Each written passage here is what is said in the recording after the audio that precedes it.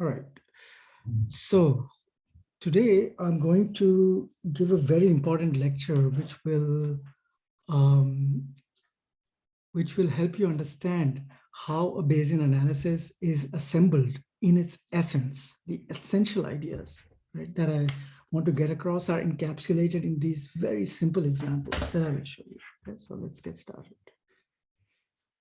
Should I do this? Yeah.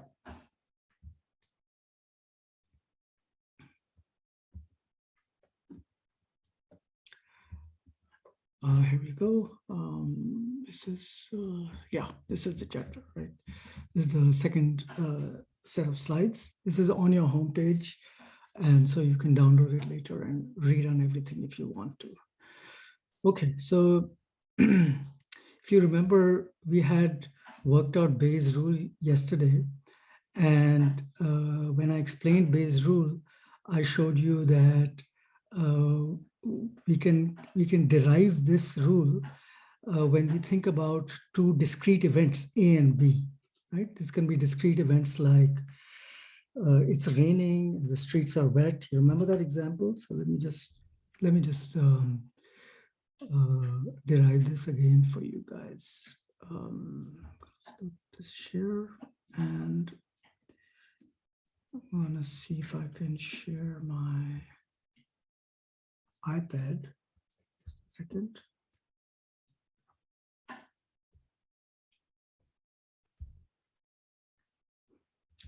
Okay,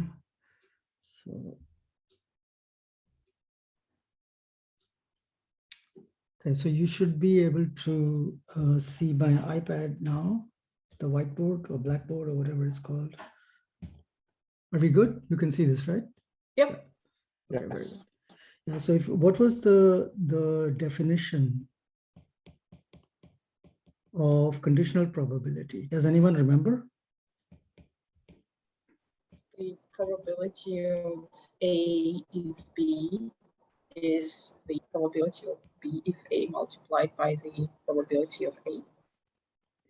So probability of A given B is the probability of B given A. No. The definition of conditional probability. So the original definition was it's the probability of A given B is the probability of A and B divided by the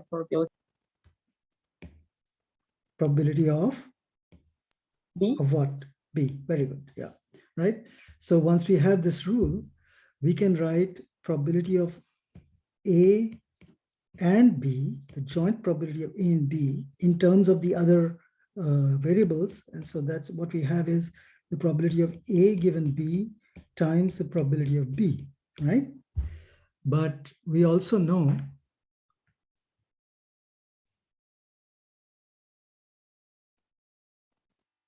what the heck is this? Oh, sorry. So we also know that the probability of B and A jointly, right, can also be written in exactly the same way as above, right? We just flip the variables. The variables don't matter, right? A can be called B and B can be called A. It just doesn't matter, right? So I could write P, the probability of B given A multiplied with the probability of A, right, can be is going to be the probability of B and A together.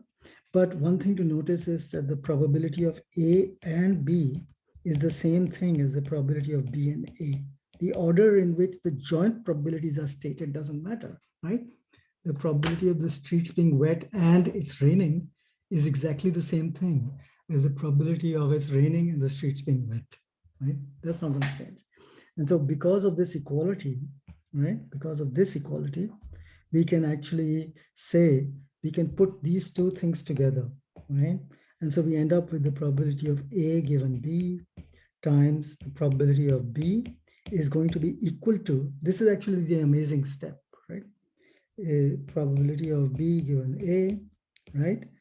And what is it? Times the probability of A, right? And so what's amazing about this is that now I can express this term in terms of this term, right? So what will happen is I can write probability of A given B is equal to the probability of B given A times the probability of A divided by the probability of B. And that is Bayes' rule. This is Bayes' rule, right? And so what is the significance of this rule for us? That's what I'm going to get across. So what I showed you today is, what I showed you here is the derivation of Bayes' rule using discrete events A and B, right? But we can use this same formulation when talking about distributions. So remember, yesterday we talked about probability density functions, right? So I write those probability density functions as f of, let's say, f of y, right? Given some parameter theta, right? So these are the parameters of the PDF and y is the data, right? So for example, remember in the normal distribution, what was the PDF for the normal distribution? It was 1 over square root of 2 pi sigma squared exponential, right? Minus y minus, what was it? Mu. Yes, thank you. Keep going, keep going. Squared divided by sigma something. Sigma something. What was it? I don't remember either. I have to look it up. What was it? Oh my goodness. Divided by 2 sigma squared. Thank you. So this is an example of of a statement like this, and here theta is referring to a vector of parameters, mu and sigma, right? So this is a shortcut statement. I'm writing theta instead of mu and sigma, but I could have written this PDF as f of y given mu and sigma. I could have done that, no problem, right? But I'm just lazy, so I'm just going to call it theta, right? Okay, so the reason I'm writing this out here is that I'm going to use this Bayes rule here in terms of probability density functions now, not discrete events, but probability density functions. Okay, so the Bayes rule will work like this. The probability of theta, where theta can be either one parameter or a vector of parameters, like I just showed you, given the data. So this is the flip, right? Yesterday we talked about the likelihood function, which was y given theta. Today we're talking about theta given y. And why can we do that? It's because of Bayes' rule, right? So the probability density function for theta given the data y is going to be equal to what? It's going to be the likelihood. Y given theta is the likelihood multiplied with the probability density function of theta divided by what? The probability density function for y. That's Bayes' rule. So what's interesting and radical about this is that given a likelihood function like f of y theta, it could be any likelihood, okay? Given some likelihood function and given a prior distribution on theta, right? A prior on theta, which I'll call f of theta, right? So notice what's going on here. I have defined a prior distribution on theta. Theta is a random variable now. It's got a PDF associated with it. Okay, so given these two things, right, I can work out something called the posterior distribution of theta, right, which is going to be written f of theta given y, right? So what's going to happen is that starting with some likelihood function and some prior distribution on theta, we're going to end up with a posterior distribution on theta. That's the key thing here. And it all comes from Bayes' rule. Are we good? Is this part clear?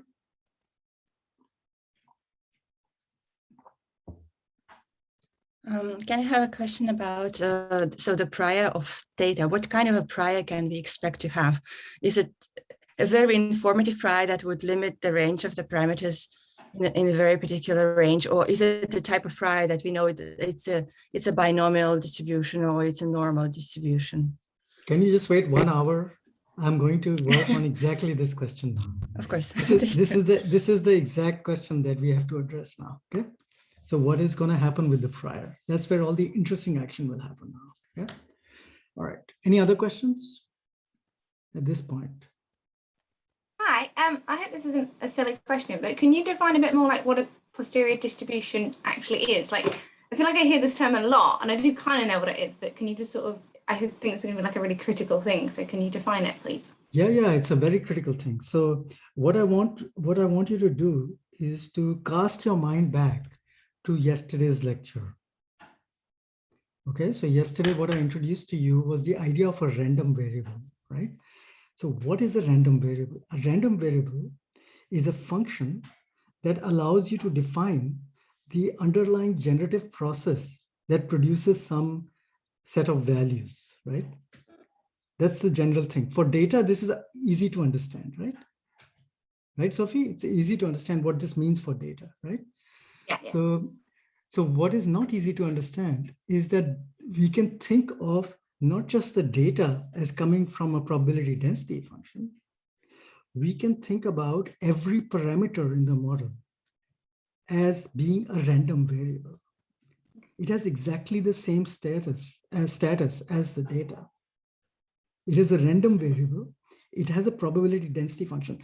What is the practical implication of that? The practical implication of that is that every parameter in the model has some real world interpretation. To give you an example, if I'm modeling reading times, okay, reaction times or something, okay, I would fit a model, a linear model like this. I would say that reaction time is a function of, with the LM function, is a function of the intercept, for example, right? Just the intercept, okay? So what this model is actually saying is that my reaction time is being produced by a linear model where there's some parameter beta 0. Let me call it, I'll call it alpha, okay? This parameter alpha, and there is some residual noise, epsilon, which I'm assuming is normally distributed with mean 0 and some standard deviation sigma. All this is familiar, right, Sophie? Okay. So here is where the parameter comes in. This is a parameter here. What does this parameter represent in the real world in a reaction time study? What does it represent in a reaction time study? The intercept. Intercept. The variance. The variance is expressed here in the sigma. This is actually giving you the variability in the data, right? Okay.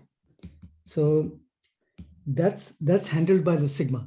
What is the alpha doing? What is the meaning of alpha in this model? Sorry, I feel like I got quite confused now. Maybe I didn't understand as well as I thought. Maybe you just want to. It's good to be confused because this actually zeroes in on the meaning of these parameters. Parameters have meaning in the real world, right? Okay. So what is the meaning of alpha in this case? I fit a very simple model. I've got reaction time as a function of some fixed value alpha, right? Yeah. And what I'm asking is, what is alpha? What does alpha mean in this kind of a model, in a simple linear model? Well, let's. The thing that is. Wait. This is an interesting. This is a very interesting situation. Let me just. It's a good question, and actually, this will probably be helpful for everyone. Let's simulate the situation. So, what I want you guys to be able to do by the end of this course is, whenever you're stuck with this kind of problem, just simulate the situation, because you can do it. Okay, so let's do it. Always simulate. When in doubt, simulate. So I'm going to generate some random data from a normal distribution with mean. My favorite number is 500. and my standard deviation is, let's say, 100. So nice variability here. This is my data, okay, random data.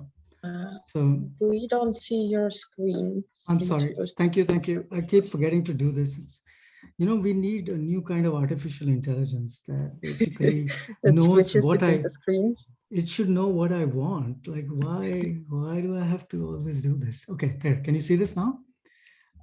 Yeah. So Yes. I've generated some random data, normal distribution. So Y is a random variable, capital Y. I've generated an instance of, you know, data from that random variable. And now I'm going to fit this model. Y, oh, let's make this really interesting. Let's make this 10,000 data points. Okay. Okay, so I'm going to fit a model, a linear model, right? And this was the model that I just brought up, right? So the question I'm asking you guys is, if I fit this model and I say summary M, everybody's familiar with linear models, right? If you've never seen a linear model before, then you might be confused. Please tell me right now if you haven't. Okay, so if I print out the summary, see what I get. Take a look, right? So the output, this is the alpha estimate. What is this alpha estimate telling me? What is it an estimate of? The mean. Exactly, right? So what I'm trying to get at is that this parameter alpha, which is written as the number 1 in a linear model in R, is actually representing the mean reaction time. That is the meaning of that parameter. Now, Sophie, let me ask you a question. What is a reasonable approximate reaction time? Sorry, can you say that again? I didn't quite hear you. Sorry, what is a reasonable reaction time, an average reaction time that a person might give in, let's say, a button pressing task? Suppose I just tell the subject to just sit at the computer and press the button repeatedly. So how fast would they be able to, how many milliseconds would it take for them to press the button on average? Just a guess. 200? 200, very good, right? So 200 is, so I have to switch back to my, just a second, let me switch back to my whiteboard.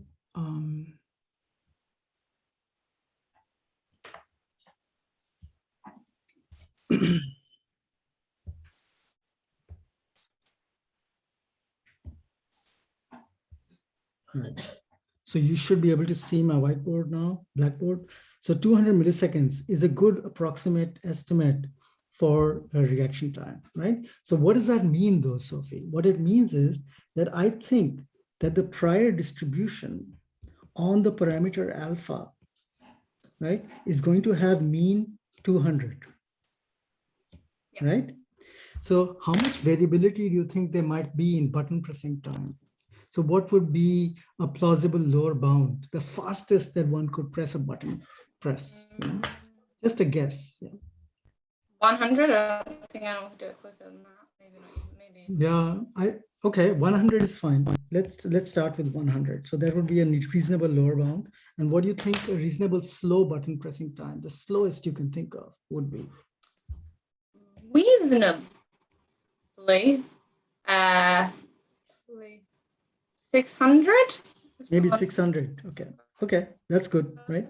So what Yeah, you're what but I guess that's I'm losing you. Can you yeah, say no, that yeah, I again? didn't say anything. Yeah, I didn't say anything.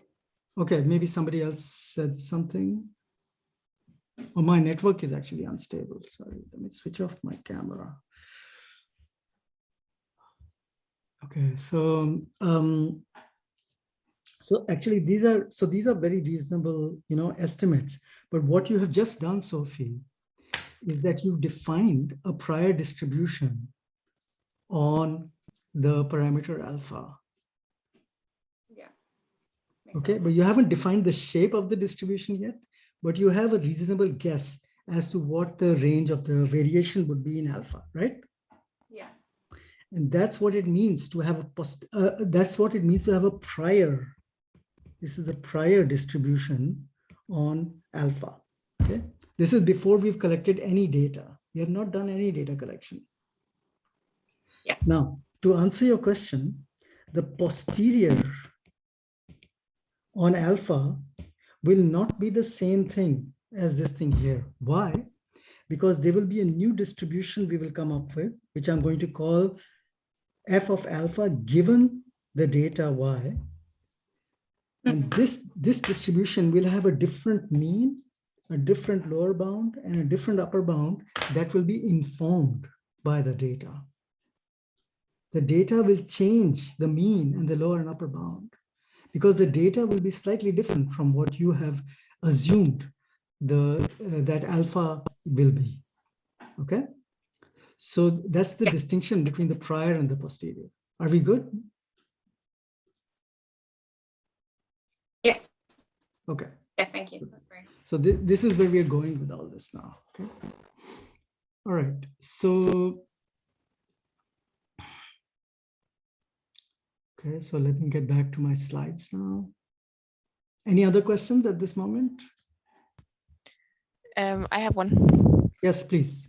When you get out a posterior distribution, do you get both for example, if it's a normal distribution, do you get posterior distributions for both the mean and the variance?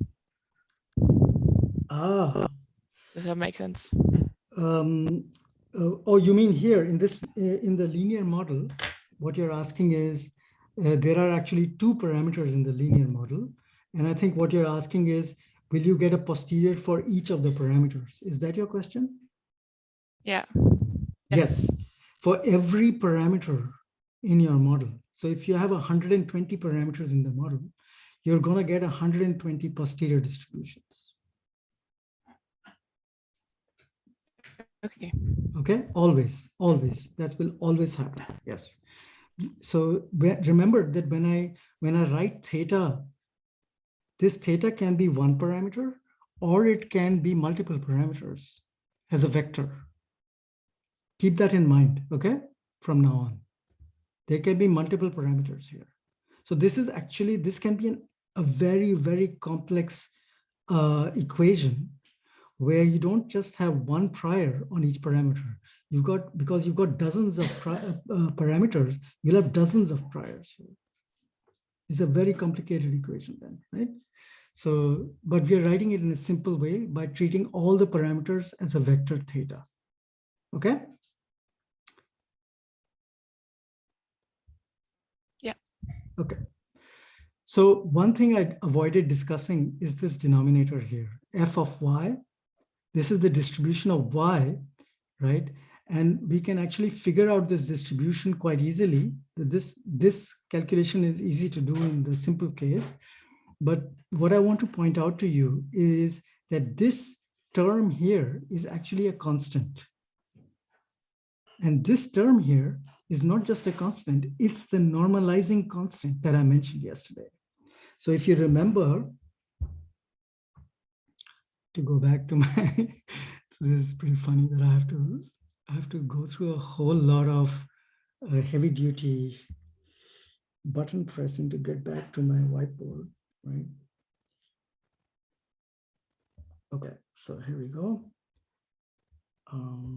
Right, so if you remember yesterday, what we did was I showed you something very important. I showed you that for the normal distribution, which has mu and sigma as my parameters, when I write out this equation, this term here, 1 over 2 times 1 over the square root of 2 times pi sigma squared, right, multiplied with the exponent of minus y minus mu squared divided by 2 sigma squared, right? This term here is a normalizing constant that has only one function. Remember what the function was? Does anyone remember? I'll give you a second to recall what that is. I'll go get some coffee.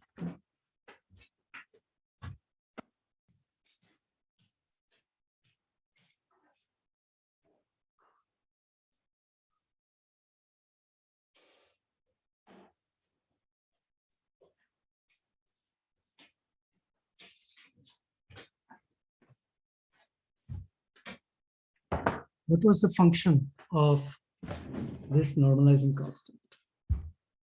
I think it's so the area under the curve sums to 1. Exactly. That's the job of this function. So what's interesting is that, of the constant. What's interesting is that it's very easy in these simple cases to figure out what the normalizing constant is. And let me show you the way that would work, right? So if I have some function f of y, which is some function of some parameter or something, right? So if I want to figure out what is the constant k such that the area under the curve sums to 1, all I have to do is I have to figure out what the value k is. I just have to figure out this value k such that the area under the curve, which is the integral for the entire support of the distribution. So I just call that S here, right? For the entire range of possible values, I just find out what is the value k such that the area under the curve sums to 1. And what would the answer be? It's very easy, right? K is 1 over the integral of f of y given theta. Oh, sorry, this is not correct here. It should be dy here, right? So dy, right? So I can always figure out the normalizing constant in these simple cases at least, right? The normalizing constant is completely uninteresting for me because I can work this out at any time, right? That's why I introduced yesterday the idea of a kernel, the kernel of the distribution. It is this part of the distribution that determines the shape. If I want this to be a probability density function, I'm going to have to add a normalizing constant, but I can always figure it out. No problem, right? So, so where was I? Yeah, so I was talking about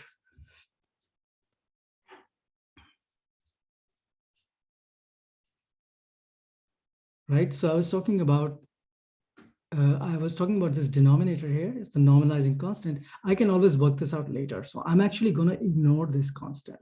And I'm only going to concentrate on the likelihood function, the prior on theta, right? The prior on theta, and the posterior on theta given the data, right? So in the whiteboard that I'm writing on, I'm using y instead of data, but you can think of y as the data. It's just a notational variation here, okay? So don't get confused. Okay, so we can always figure out the normalizing constant. So let's skip that right now. Let's not worry about that. What's essential to notice is that the Bayes rule can actually be written in the following way up to proportionality. That's how we say that. So when we ignore the normalizing constant, we can say that the posterior is actually proportional to the product of the likelihood and the prior. So we will write it in English in this way, that the posterior is proportional to the likelihood and the prior. What is missing in this proportionality is that the posterior, when I derive the posterior from this product, this posterior will not be a proper probability density function, but I can always work out what the normalizing constant is, at least in the simple cases, such that it is a probability density function. So this is not a catastrophic problem for me, right? If the area under the curve doesn't sum to 1, in the simple case at least, right? So that's why I'm focusing only on these two terms, the likelihood and the prior. So what we are about to do next is we are going to actually multiply two probability density functions. We're literally going to multiply them, just like what you learned in high school, or not high school, sorry, middle school, right? Standard multiplication, nothing dramatic, okay? So let's do that. So the example I'm going to work with is this classic example, which basically the beauty of this example is that it is so simple, but at the same time, it conveys the essential idea of Bayesian analysis, right? So even the most complex analysis we will do on day 4 and day 5, they will have the same essential features that I'm going to show you now, okay? So I want you to cast your mind back to the binomial likelihood, right, which we saw yesterday. And we are going to now try to think of an actual concrete situation where we have some data, where we have 46 correct responses in a set of 100 trials. We've done an experiment with 100 trials. The subject has returned 46 correct responses. The probability of a correct response could range from 0 to 1, right? We don't know what that probability is. That is the parameter here, the unknown parameter that we are interested in, okay? So, but I'm just showing you that if you plug in a particular value for the parameter for probability, 0.5, for example, you will get some likelihood value here, right? This is the likelihood function we saw yesterday. And this we would write mathematically as f of y given theta. Sometimes you will see capital P of, y given theta. Sometimes people write data instead of theta. So don't be confused by all that. This is all the same thing. I could have written it as f of y given theta or whatever, right? Or in this particular case, I would actually write f of k given theta, because normally I write k for this term here, okay? For the number of successes. So what's interesting now is that, actually, let me switch back again. It's much easier to do this freehand by writing out everything. So you will understand this much better if I actually write it out.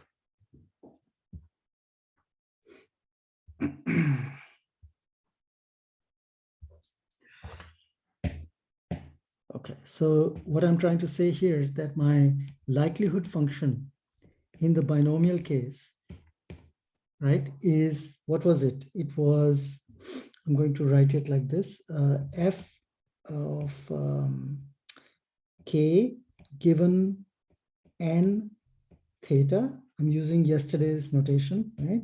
So it's n choose k, right? Theta to the power of k and 1 minus theta to the power of n minus k. Now notice that this thing here is again the normalizing constant. Right? And this part here is the kernel of this distribution.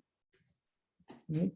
And so what I can say is that my posterior, which I'm going to write as f of k given n theta, is actually proportional to theta k 1 minus theta n minus k. Right? I'm ignoring this normalizing constant.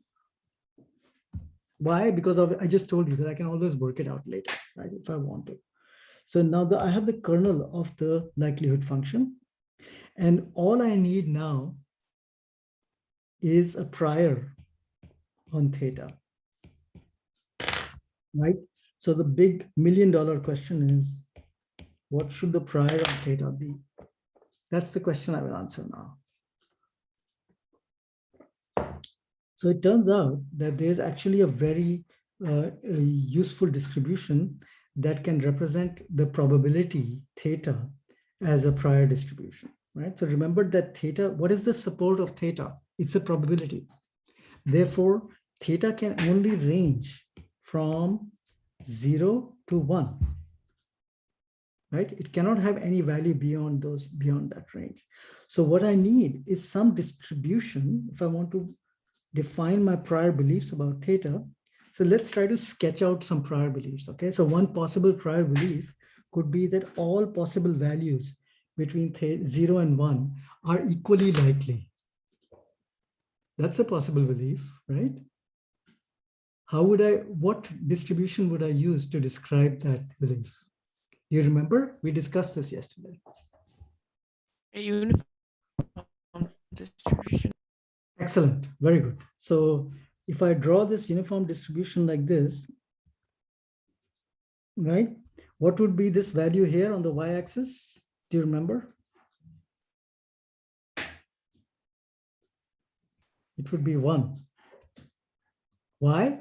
Because the area under the curve has to sum up to 1, right?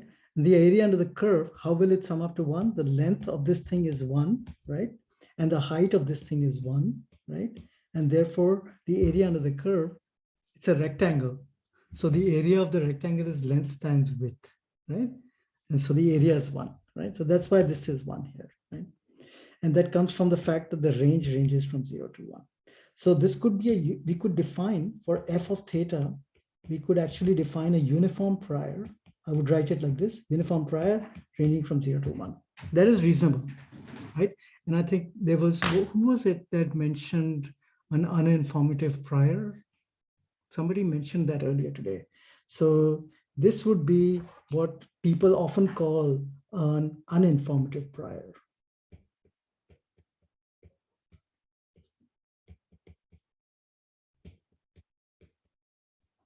Okay, so that's, I mean, sometimes it's called an uninformative prior. But there are other options also, right? So here's an alternative prior. Here's another alternative prior on theta, right? So f of theta, right? So let me do this graphically. So suppose I want a prior that expresses this belief.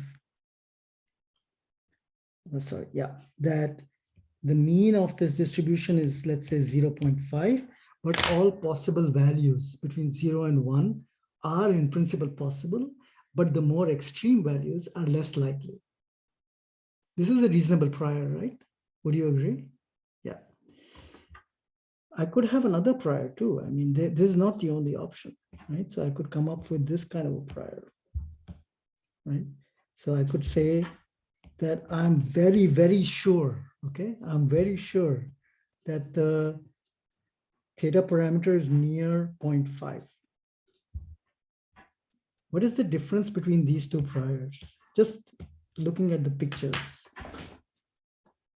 I'm sorry, my figure is not very symmetric, but it's supposed to be a symmetric curve, okay?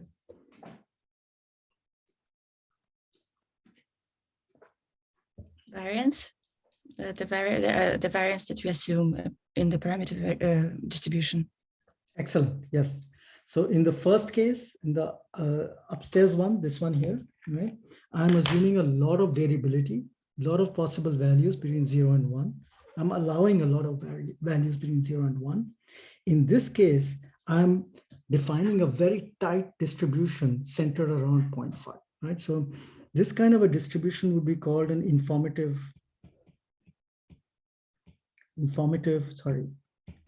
prior, right? And this distribution would be called maybe a mildly informative prior, right? These are some names that you will see in the literature. And sometimes this kind of, this mildly informative prior is also called a regularizing prior.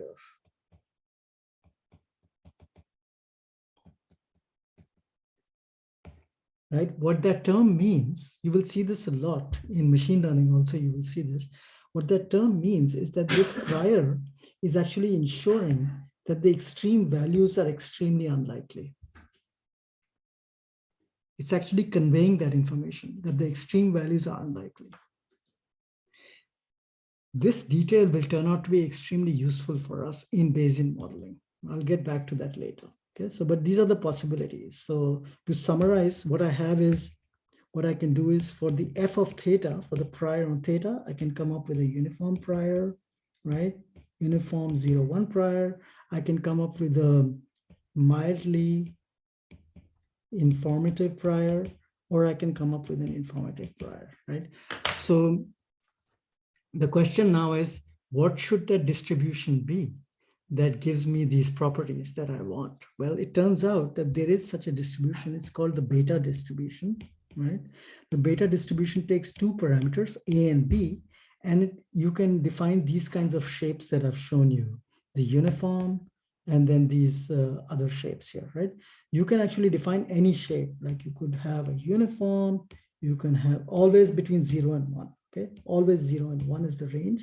And you could have a tight distribution centered towards the lower values, or you could have a distribution that is centered towards closer to 1, for example, or you could have a symmetric distribution, whatever you like, right? These parameters actually control the shape of the distribution. The way to interpret the parameters is the following, right? So A should be seen as the number of successes, for example, right, that you assume, and B should represent the number of failures, right? So for example, if I believe that the prior probability of a success is 50%, and so what if that's what I believe, then what I would do is I would choose some values of A and B such that I have the same numbers in A and B. That means I could choose, for example, 4 and 4, or I could choose 40 and 40, right? So what would be the difference between 4 and 4 and 40 and 40? What would be similar is that both are assuming that the mean is 0.5. But what will change is the variation in the distribution, the spread of the distribution. So let me visualize this for you now, okay? I'm going to do some graphical summarization. And by the way, whenever I do Bayesian modeling, when I'm trying to figure out a prior on a parameter, this is how I do it. I literally plot the distribution to take a look at what it would look like and whether it represents my prior beliefs. Now, of course, in this abstract problem we are studying, we don't really have any prior beliefs, okay? But let's just pretend that we do, okay? And I'm going to make the research problem concrete for you so that you don't find it too crazy that I have some prior beliefs about this problem. So if you remember, the problem we are working on right now is that we have 46 successes, right? And we have 100 trials.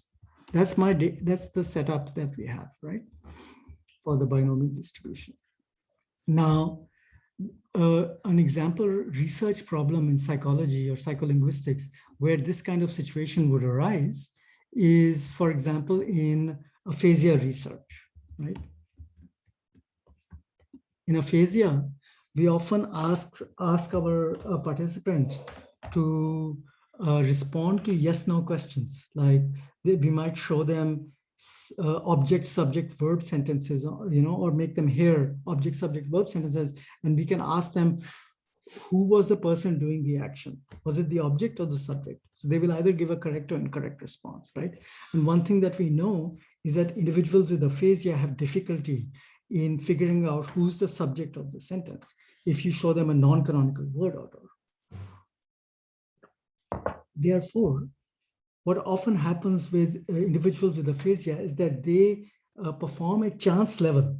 They show about 50% accuracy. They're guessing. When they're asked to say who's the subject of the sentence, they're just guessing. So their average performance is around 50%. So how would I express that belief as a prior distribution? Well, let's try that, okay? So I'm going to, for my parameter theta, I'm going to define a sequence of values, just like I did before. And so I'm going to call this parameter theta, right? And then I'm going to plot some prior distributions that represent my beliefs. So let's try this, okay? So I'm going to say d beta. So remember that every distribution has a dpqr sequence of family of functions. So this is the d beta function that I'm going to plug into, that I'm going to use. And what is this called? Shape 1, I think it is called.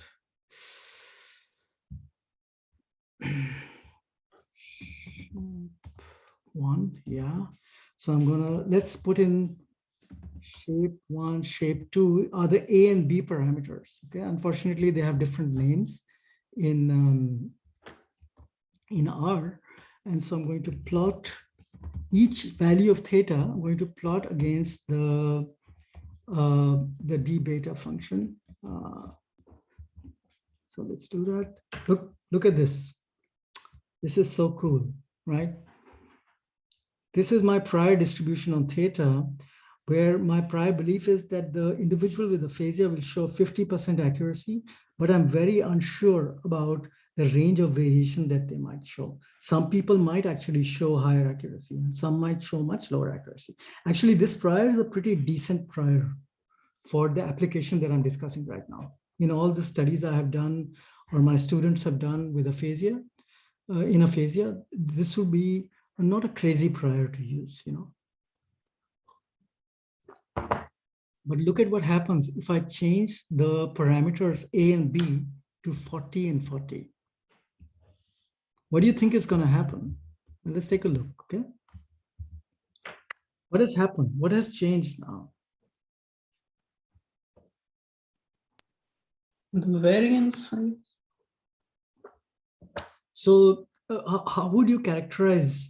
So if you look at this picture, these two pictures here, okay, let me make this bigger.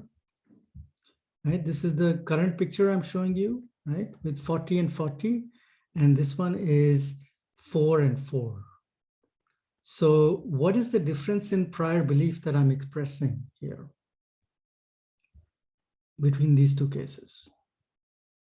With 40 and 40, we're a lot more certain about where the effect is. Very good. Yeah. So with 40 and 40, A equal to 40, B equal to 40, what I'm saying is that I'm roughly 90%, 95% sure that the responses are going to be between, let's say, 38% and 62% or something like that, right? That would be the range of certainty that I have. With A and B equal to 4, I'm very unsure as before I've seen the data as to what these possible values can be. So you see that what's interesting about this beta distribution is that it allows us to express uncertainty about the parameter theta. So now I want to show you one other interesting example. What would happen if I set the values to 1 and 1? Let's take a look at this. You see that? What is this distribution? Uniform. Uniform. The beta distribution with parameters A and B is exactly the uniform distribution.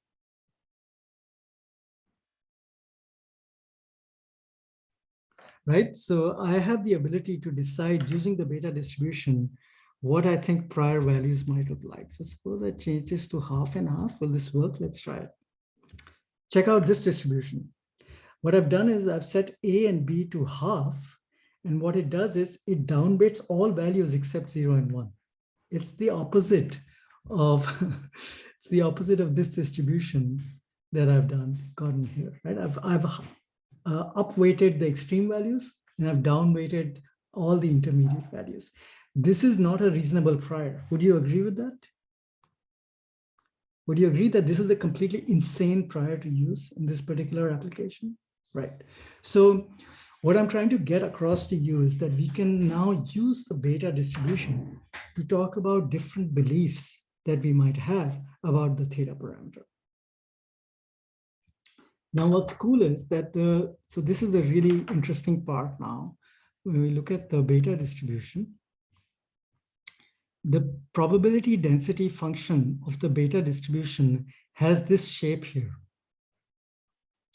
right? So what's interesting about this shape is that the kernel of the distribution has, the kernel of the beta distribution has this form here, right? And this form should remind you of something. It should remind you of the binomial distribution. Remember, in the binomial distribution, we had theta to the power of k multiplied with 1 minus theta to the power of n minus k. Remember that? Yeah. So this looks exactly like that. So what is interesting about that fact is that I'm going to go back to my Blackboard. Just a second. I'm going to become really good at this after the end of this course.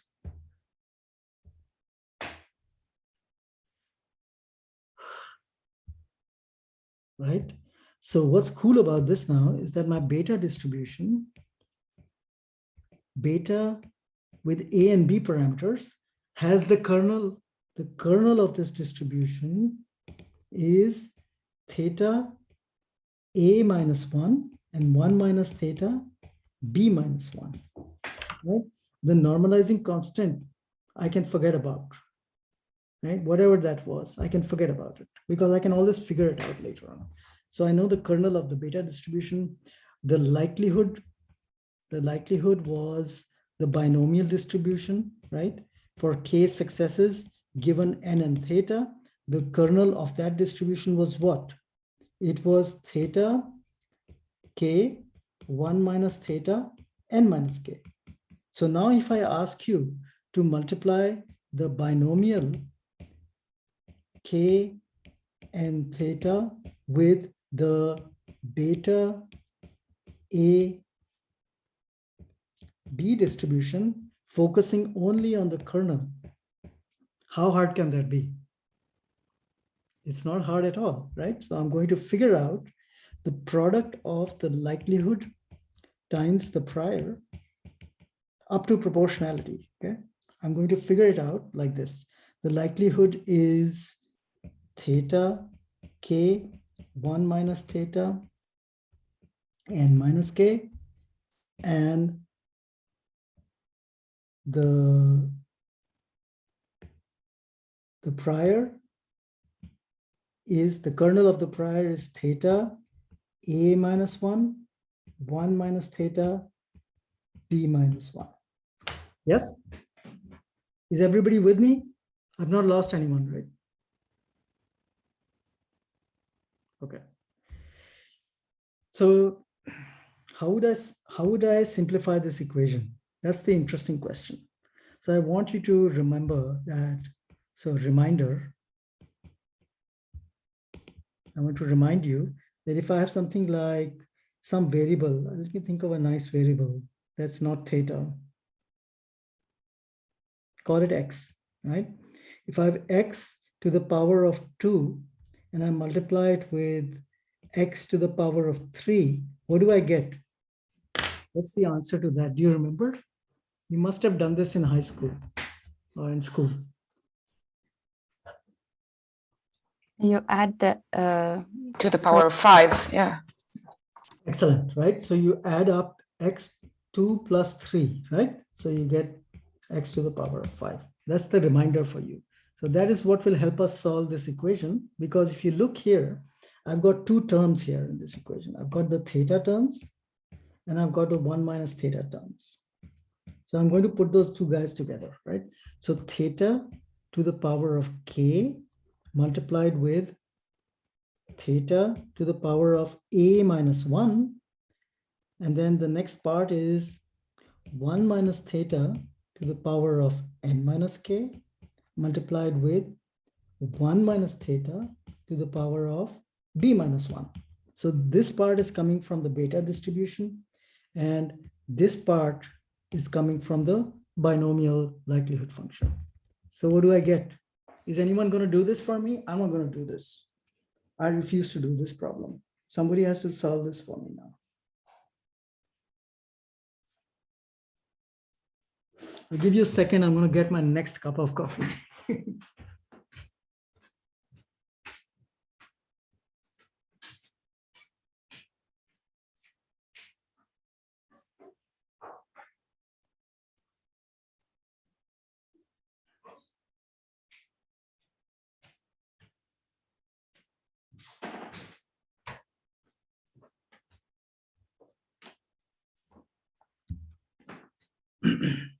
Okay, help me out.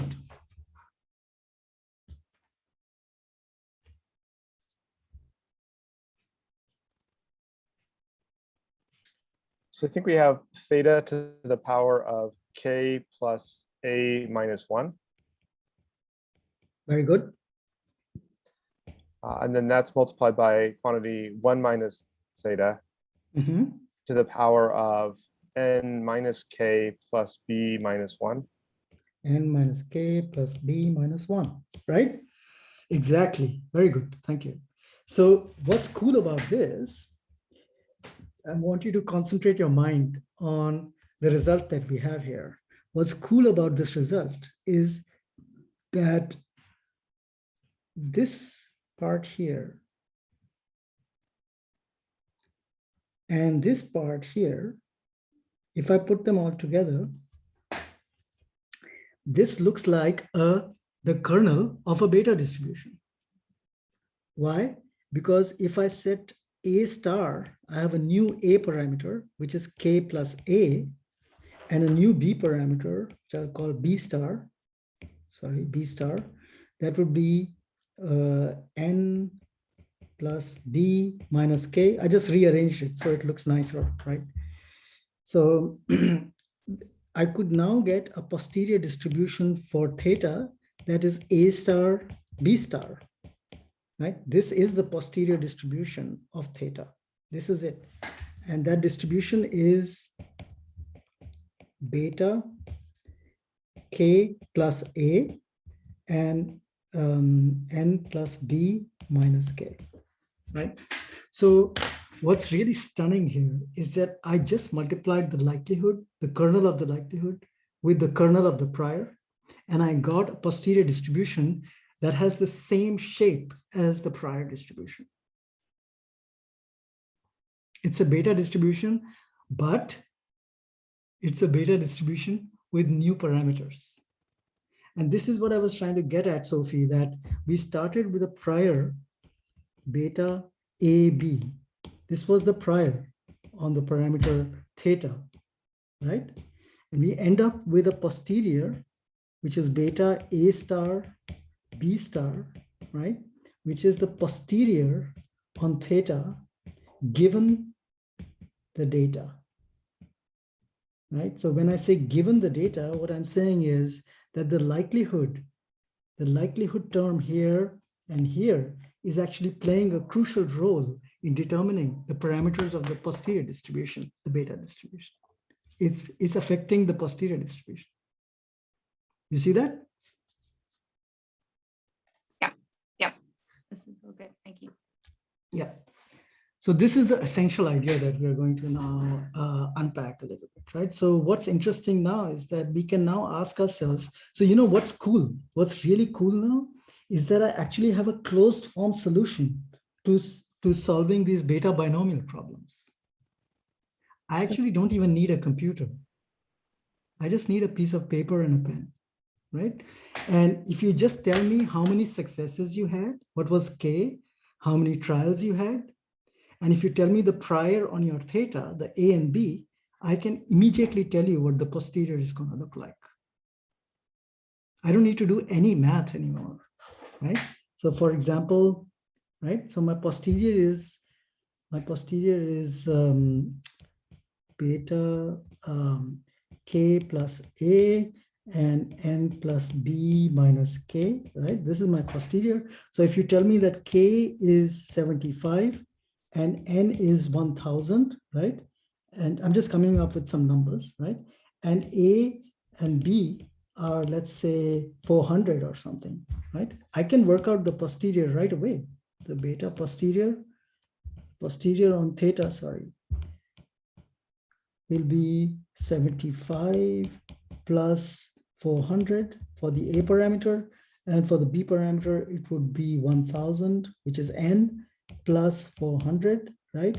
Minus 75. That's it. I can plot that distribution right away, and I can show you what the posterior looks like given this data and given these priors, right? So that's what I've done in the lecture notes, or in the slides rather. Let's go back.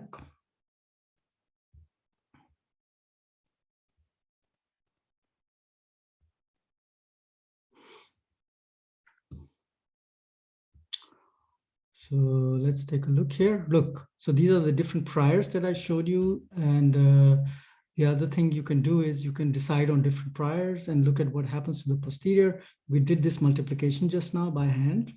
And what I've done here is I've done all those calculations for you for different priors. This is a beta 2,2 prior. This is a 3,3 prior. This is a 6,6 prior. And this is a 21,21 prior. And all the posteriors are changing. You can plot these side by side. And what you should notice here is that the prior distribution, right, is this broken line here. Can you see this? This line centered on 0.5. This is the prior. The likelihood, this likelihood is this line here. This is the likelihood function that has been scaled so that the area under the curve sums to 1. Okay, I scaled it. And the solid line is the posterior on theta. So on the x-axis, you've got different possible values of theta. Remember that the likelihood function is a function of theta, right? So this is all well-formed, everything, right? So what we see is that the posterior actually lies somewhere between the prior and the likelihood peak. The peak of the posterior lies somewhere between the peak of the prior and the peak of the likelihood. And the big thing to understand here is that the posterior is in general going to be a compromise between the prior and the likelihood.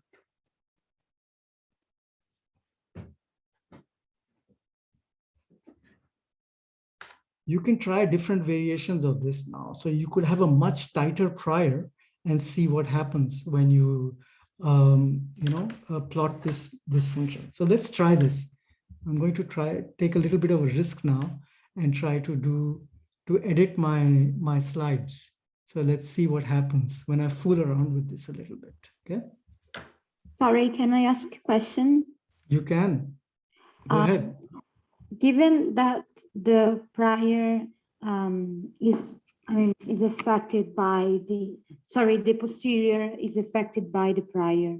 Yes. We have to be very careful in choosing the prior distribution that we want to adopt. I mean, we have to analyze the literature in the field thoroughly and so on, because of course the model I will choose will affect the posterior distribution.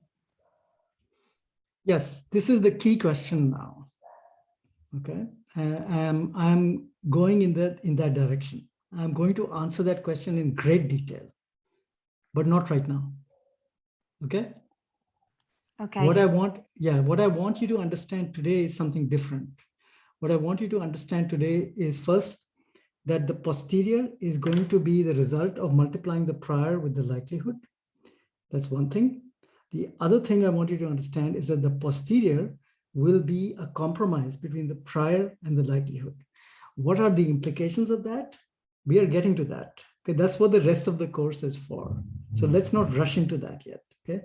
However, one thing that I have noticed is that people tend to panic at this point because they start getting worried that the prior might be hugely influential in determining the posterior. In real life, that's not going to happen because we are going to make sure that that never happens. Okay, we're going to discuss all that in detail. That requires a little bit more thought and a little bit more understanding, but I have to build up to that. So don't worry about that point yet, but be sure that I will resolve that question by the end of this course. Okay. All right, so let's try this out, okay? I'm going to fool around a little bit with that function. I just showed you this plot here. I'm going to fool around with this plot now. What I'm going to do is I'm going to change the prior. Hey, Sean, can I interrupt here a bit? Please go ahead. So just about the distribution. So in the posterior, we multiplied two distributions, beta and binomial. Yes. And the distribution of the posterior was beta, as you mentioned, right? Yes, yes. I was not quite clear about the distribution of the posterior when we multiply two different beta and binomial distribution. How did it come to happen that way? How did it come to happen that way? That happens because of the fact that the kernel of the beta distribution and the kernel of the binomial distribution have the same form,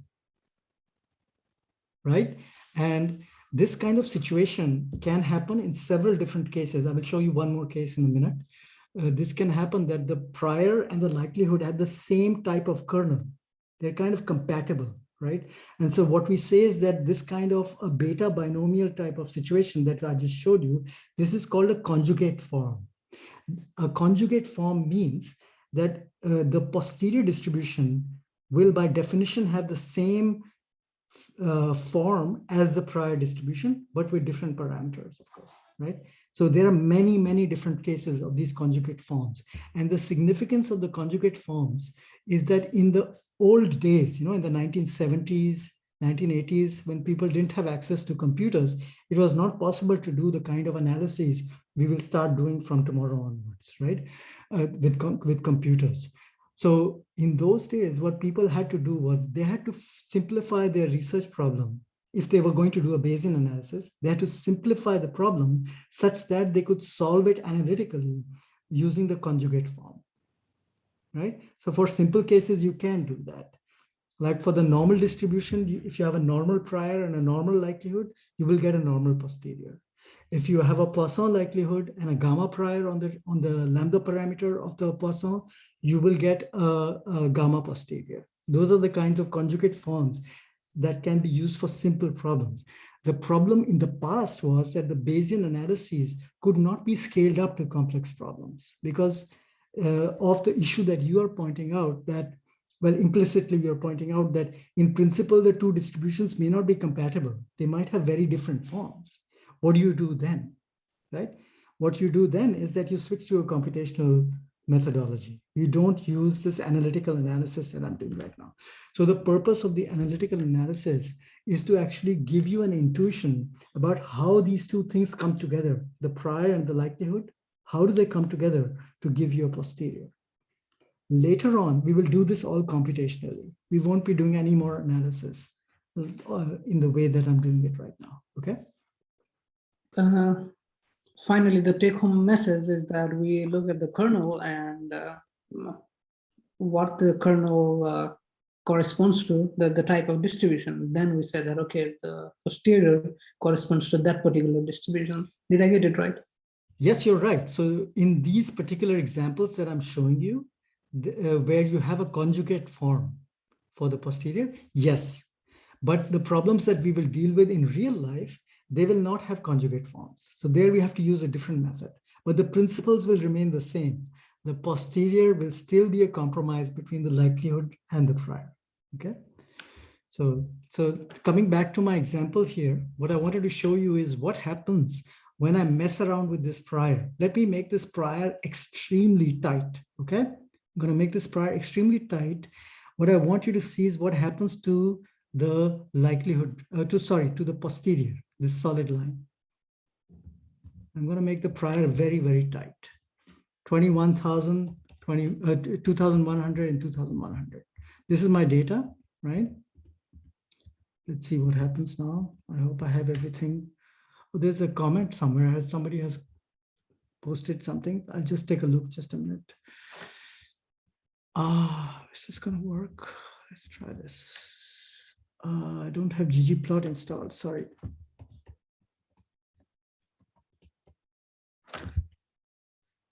I find Zoom really intrusive, like it's kind of interfering with my ggplot2, is it? What is it called? I can't even remember. Paula, help me out. Is it ggplot2? I can't remember what to call it. Because yes, ggplot2. Yeah. Yes. I can't remember. Sorry. Okay. I'm going to run this chunk and see what I get now. Yeah, this worked out. Great. So let's see what it looks like. Where is it? Here. Take a look at this. Do you see what's going on? I've got a very tight prior. Look at the posterior. What do you see now? What's happening here? The posterior is exactly the prior. It is completely unaffected by the likelihood. The reason is that I put a very tight prior. So let me now make a very vague prior. Okay, I'm going to change the prior from 2,100 to 1 and 1. Remember what 1 and 1 was? What was A and B 1? Do you remember? Uniform distribution. The uniform distribution, right? So there's a very vague prior. So let me run this chunk now and see what I get. You see what's happened now? This is the prior on theta. And what is the relationship between the likelihood and the posterior now?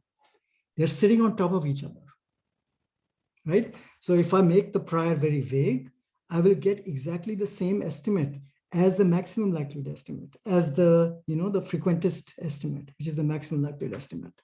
If I make the prior very tight, then I will get, so let's go back here. If I make the prior very tight, what happens is that the posterior sits on top of the prior now. It's completely influenced by the prior.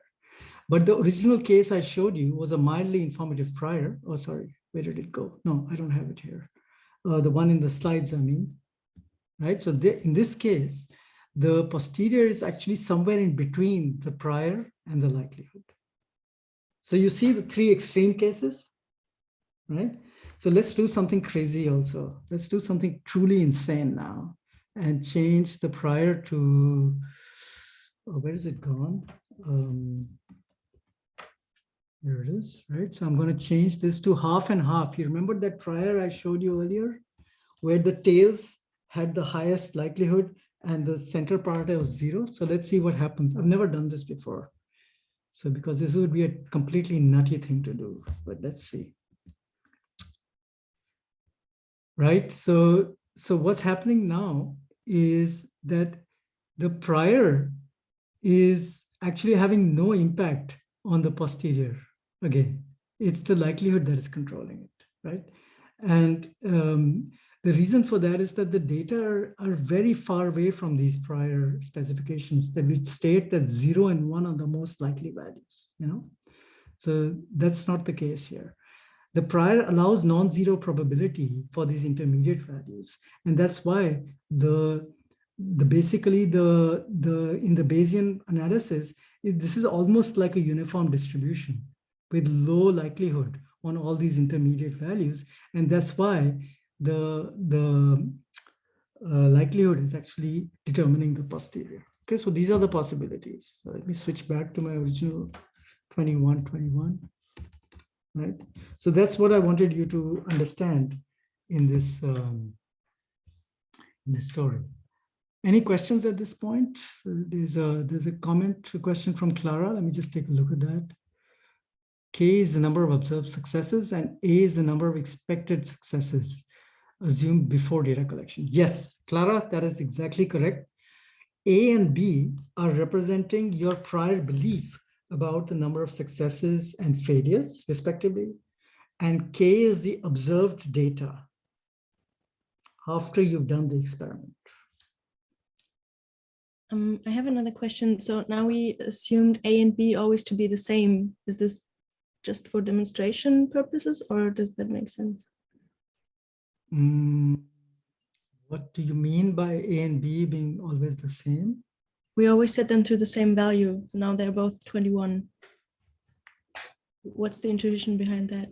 What's the intuition behind that? You tell me. So why have I set it to 21 and 21? Is there a good reason for that, or did I just do that arbitrarily? Right, so the secret is that, to give you a hint, the way I would think about this is by actually plotting the distribution. So let me just do that. Remember I did that earlier. So let me see, maybe I already have that code somewhere. Yeah, here, right? So Anna, if you look here, so let me move all this chat away. Like, how do I get rid of this? Okay, so what I want to show you is that what does 21 mean? 21 and 21 actually represents a belief, a prior belief. What is that prior belief? That they're a chance level? Exactly. That's what I'm trying to express. What I'm trying to express with the 21 is my level of uncertainty about the prior belief. Right? If I made the numbers much larger, this distribution will become tighter. If I made the numbers smaller, the distribution will become wider. And so what I'm doing is I'm trying to come up with a reasonable prior on the theta parameter that represents what I think is true about the application, the research problem that I'm working on. In this case, individuals with aphasia. Does that make sense, Anna? Yeah, so this is related that we expect something around 50%. It represents two things. Okay, the first thing it represents is that I expect something around 50%, but it also represents that I'm pretty unsure about that estimate. But if I would expect something around 1, I would just have A be double the size of B. Yes, so let's try that. So this is why plotting it is so important, right? So I could change it to 210, for example. And then if I plot that, then the shape of the distribution has shifted towards 1. Are you with me? Yeah. Yep.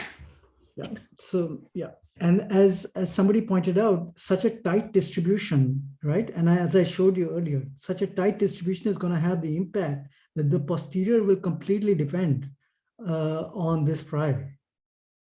Okay, actually, let's do this once again, one more time. Okay, so let's do this 210 on this one.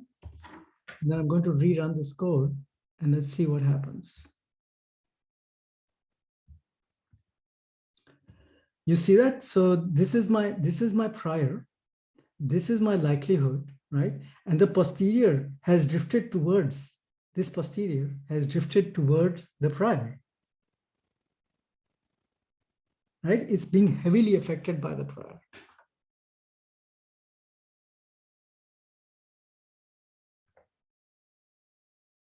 Is this clear, Anna? Yep, that makes sense. Okay.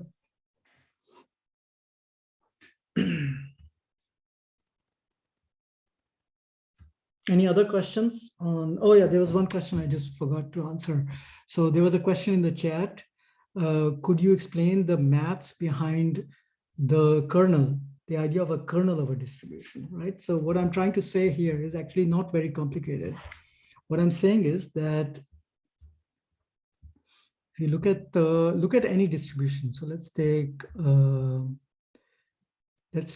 beta distribution. Okay, so in this beta distribution, when I say that this is the kernel of the distribution, the kernel of a distribution determines the shape of the distribution. The normalizing constant, which is this thing here, determines, makes sure that the area under the curve sums to 1. So these are the two parts of a distribution. Does that help? So I'm trying to answer this question. Could you explain more the maths meaning of kernel? Is that clear enough, or is there something more that is missing in your understanding?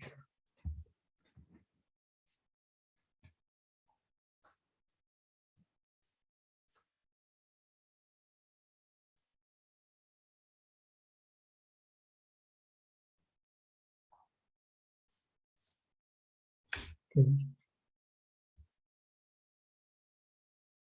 Oh, I see. The question is this related to the kernel function? Okay, so actually, I don't even know what that is. What is a kernel function? Let me Google that. I don't know what a kernel function is, to be honest.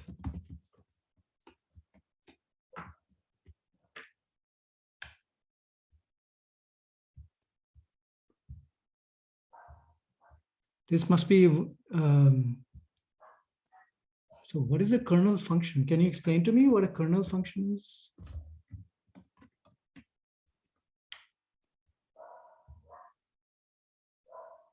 Oh, I see. Computing the dot product of two vectors, x and y. I see. I think the intuition is to transform the data in machine learning problems. Oh, I see. So, okay, I should have warned you guys about this. So one thing you have to be very careful about is that the machine learning guys, they have developed their own vocabulary for statistical concepts, right? It's quite an insane situation. So I often teach students in computer science, and I mean, there's a lot of confusion that is caused by the terminology in machine learning versus statistics. So for example, in a linear model, you've got the intercept and the slope. The machine learning guys call those things weights. They don't call them intercept and slope, right? And so you should not confuse the two terminologies, right? So when I talk about something in the statistical concept, just don't try to import the words from machine learning into my discussion here. Okay, there's nothing to do with that discussion there, right? So they have completely different terminology. I don't know how that happened. Maybe the computer scientists don't read statistics textbooks. I don't know. I don't know what the deal is. I'm not part of that world, so I don't know. But you should not get confused by the mixture of terminologies in different fields. When I say kernel, I'm literally talking about the kernel of this part of this distribution, okay? In the binomial, where is the binomial? Yeah, in this binomial case, this is the kernel of the distribution, okay? Everything except the normalizing constant.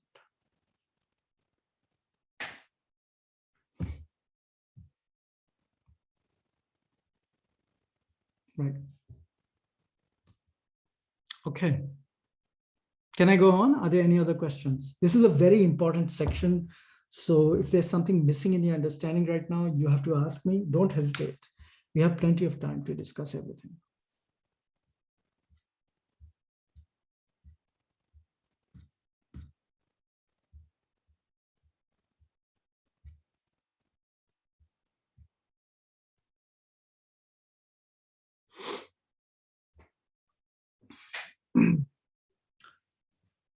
Okay, I assume that there are no questions.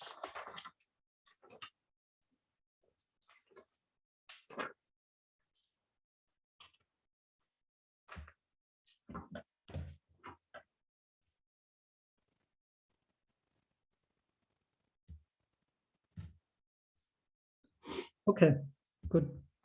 In that case, if there are no further questions, I'm now going to talk about another example that will illustrate a very, very important idea that I have intuitively hinted at, but now I will analytically prove it to you.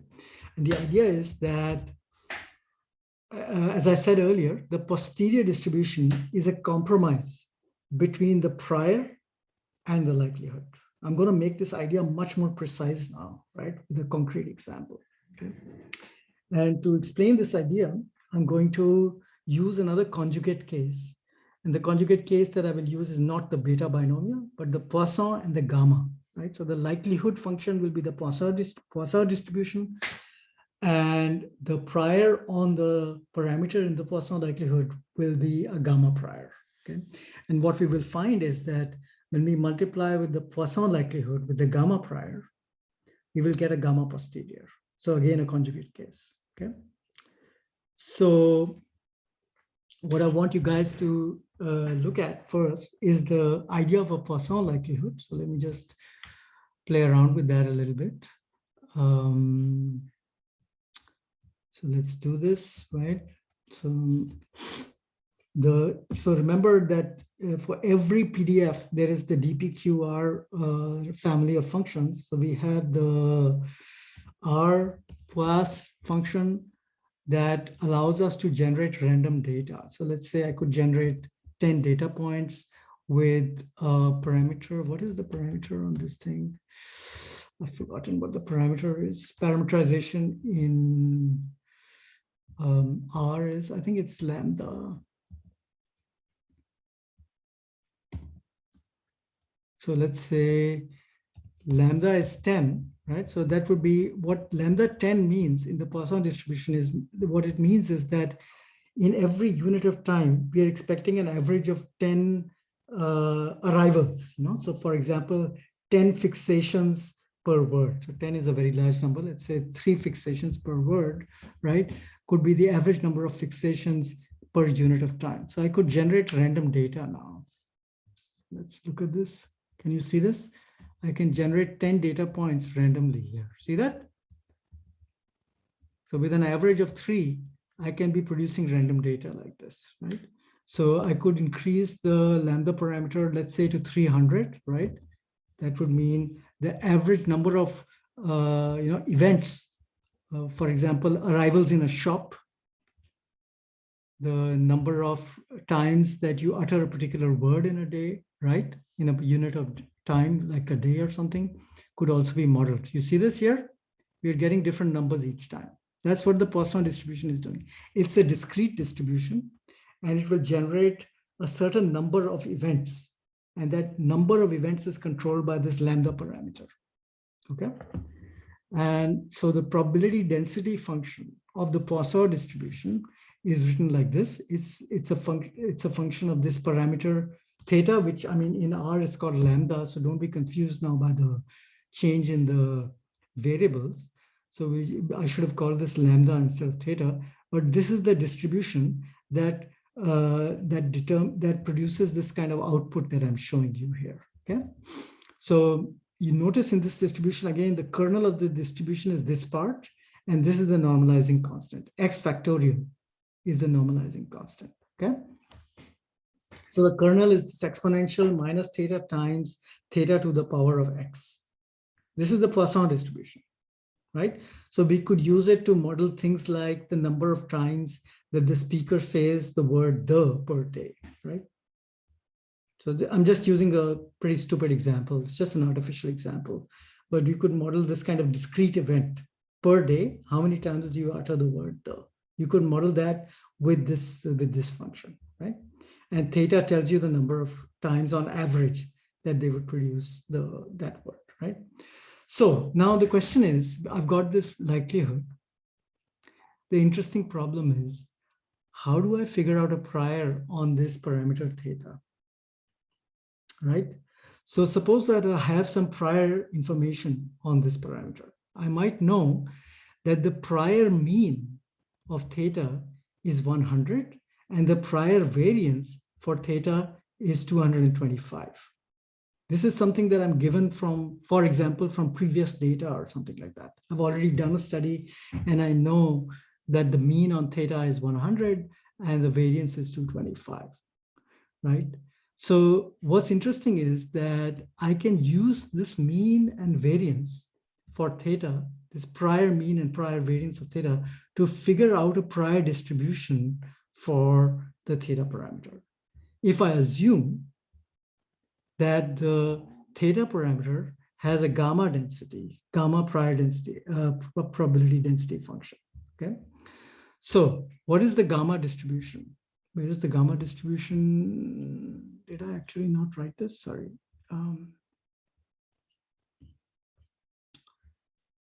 Where is my gamma density function? Just a minute, sorry.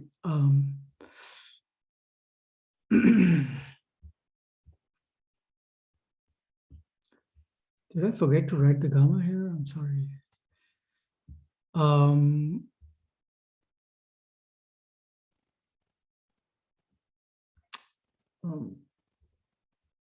Okay, never mind. Doesn't matter. So let's do this. I'm going to switch back to my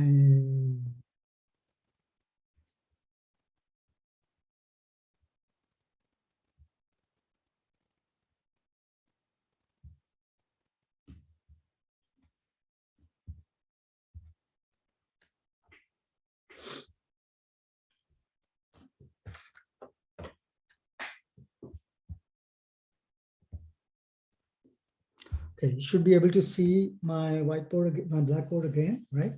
So what did I say? The Poisson likelihood has the following form, right? It's f of x given some parameter theta, right, is exponent of minus theta times, what did I say? Theta to the power of x, right? Divided by x factorial. That is the likelihood function. So what is the gamma distribution?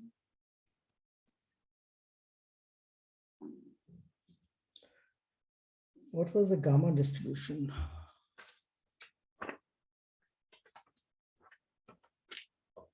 The gamma distribution, sorry, I misspelled gamma here. Another M is needed, right?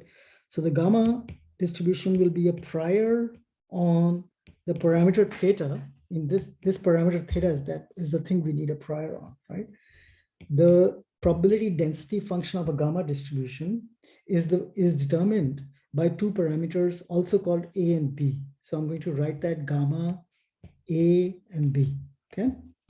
And the distribution is like this: B to the power of A, theta A minus 1 multiplied with the exponent of minus B theta divided by the whole thing divided by a function called gamma of A. Now, gamma of A is a function in mathematics which is A factorial. Oh, sorry. A minus 1 factorial.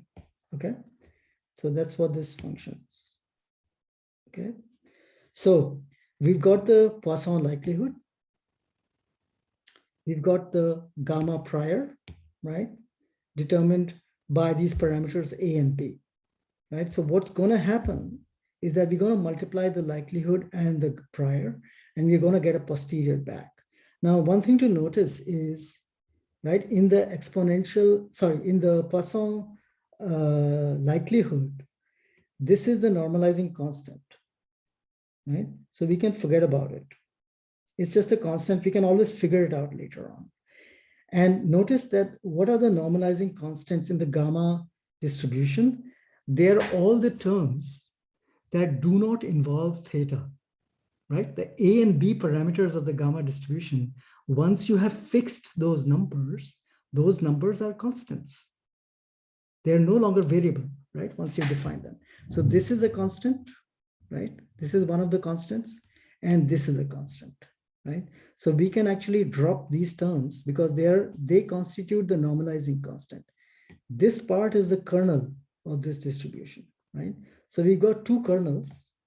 We got the kernel of the Poisson and the kernel of the gamma, and we can multiply these two things. So let's try it out, okay? So I'm going to do likelihood times prior, just focusing on the kernel. So let's try this out, okay? So the first is the likelihood exponent minus theta, it was, right? Times theta to the power of x, right? That's my likelihood. The prior is theta a minus 1. You can see where this is going, right? It's surprisingly easy, right? Because all we're going to have to do now is multiply the common terms. So let me just rearrange the terms so that they're easy to see. I'll put the thetas together. Theta x, this comes from here, right? And multiplied with, what is it? Theta a minus 1, right? So this comes from the prior. And then I'm going to take the exponential terms together, exponent minus theta, right? Multiplied with exponent minus b theta, right? Did I do this correctly? Looks right to me. Okay, now help me solve this. What's the posterior? I'll go get my coffee.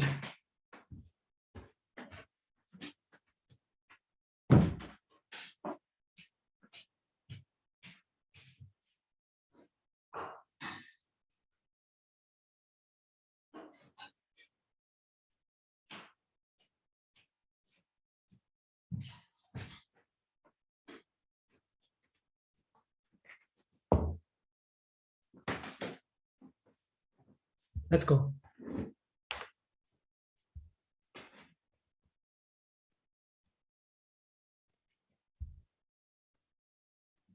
Anyone?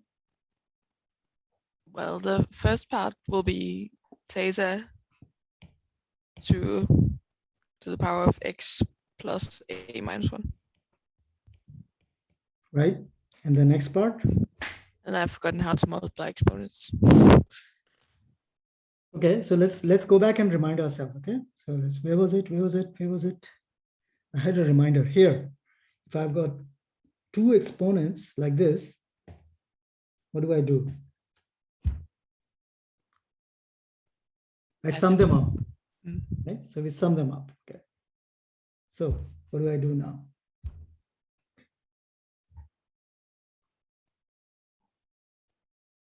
We're just summing up exponents.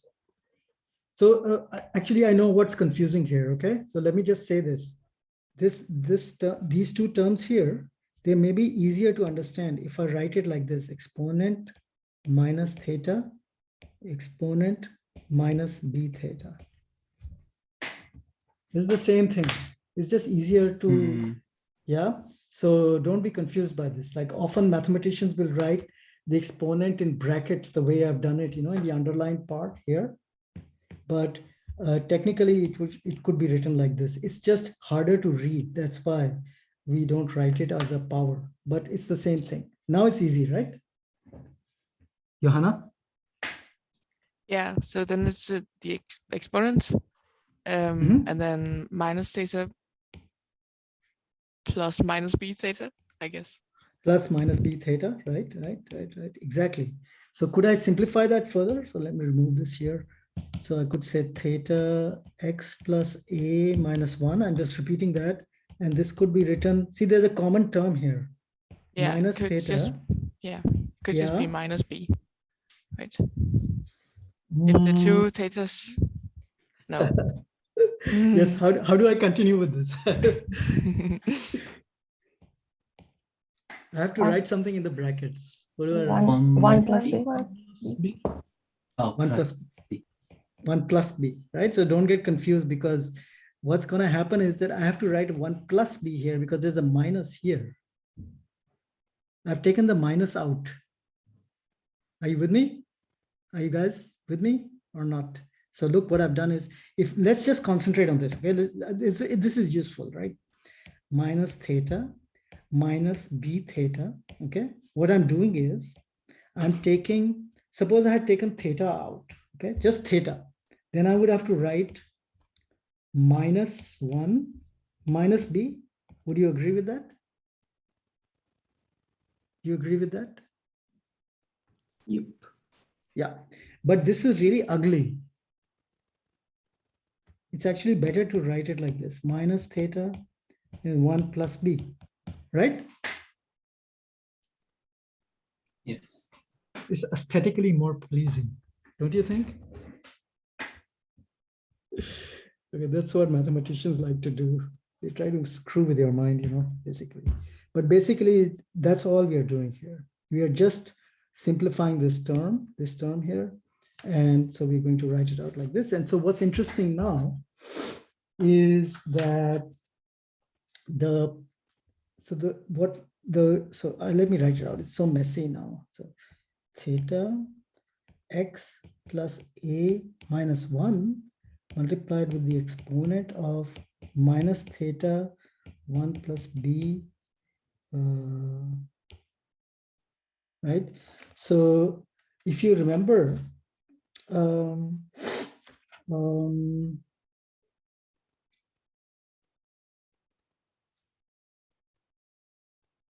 what was the kernel of the gamma distribution like? It was, if you remember, the gamma distribution, which was defined in terms of the parameters a and b initially, right? Sorry, a and b. The kernel of that distribution was theta a minus 1 exponent minus b theta, right? So what's happened is that this was the prior. This thing was the prior. What we now have is a posterior. This part is the posterior, the kernel of the posterior, and this has new a and b values. So what are those new a and b values? A star and b star, what are they? Right? It's going to be a star is going to be something replacing the a here. What is that something? That is x plus a. That's the new a star. That's the new a star. And what's the new b?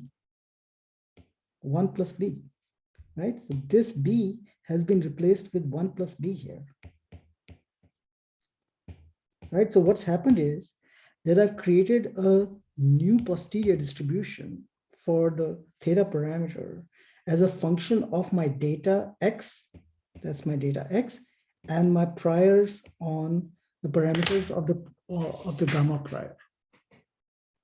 So again, just like the beta binomial case, I can go from the prior to the posterior via the data. And I can analytically derive the posterior without using the computer at all when I have a Poisson gamma situation, right? Okay. I have a question about the certainty.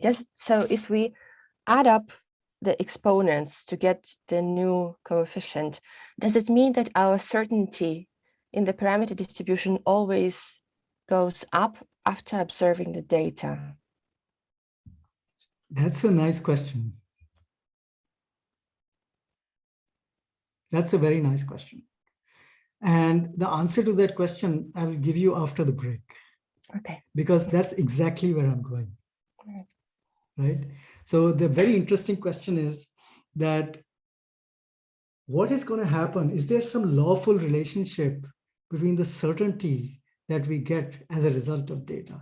The answer is going to be that it depends.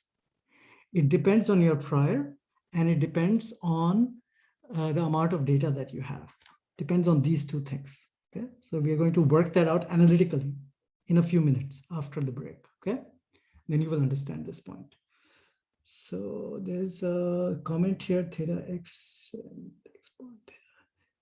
Did I get something wrong here? Kiyo is pointing out something. I'm not sure what that is.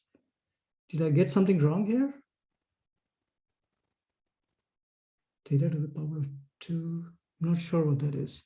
Please correct me if I got something wrong, okay? I think I got the analysis right, but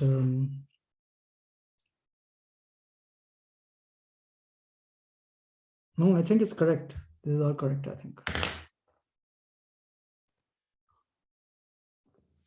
Okay, so I think we are 5 minutes short from 11 now. So if you want to ask me some questions in these last 5 minutes, we can do that, and then we'll break for 30 minutes.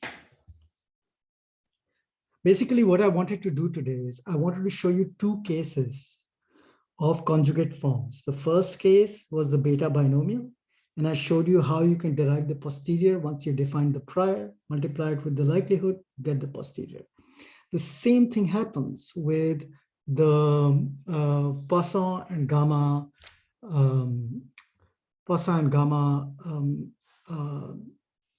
likelihood and prior case. You can derive a posterior of the parameter that is a gamma. So the practical application that I'm going to show you next, when we start the next class, is that I said that the prior information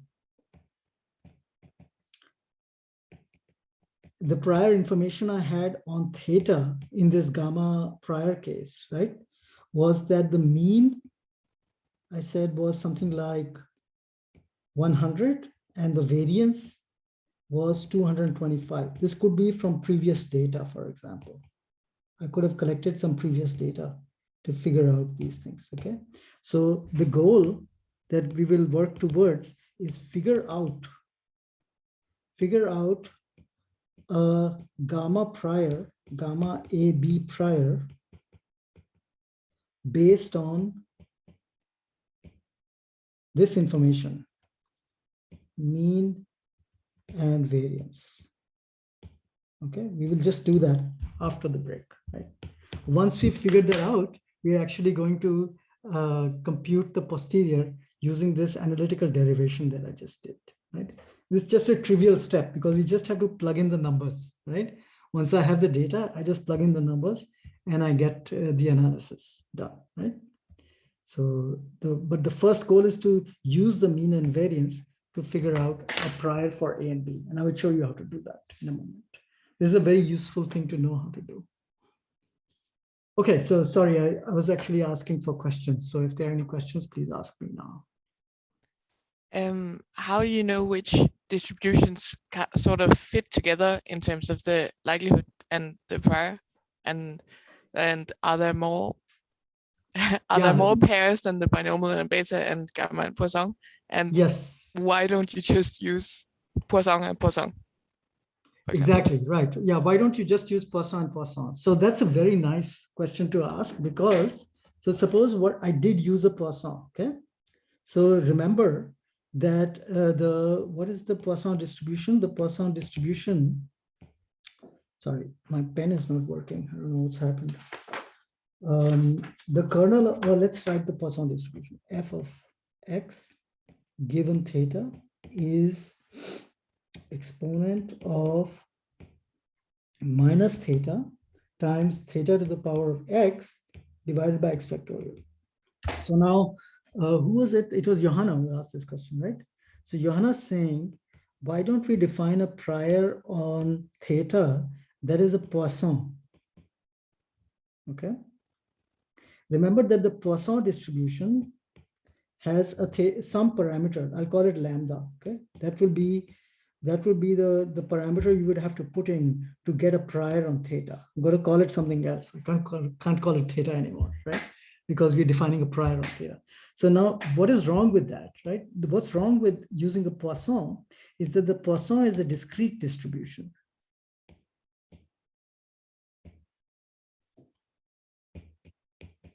The Poisson is a discrete distribution. It's not a continuous one.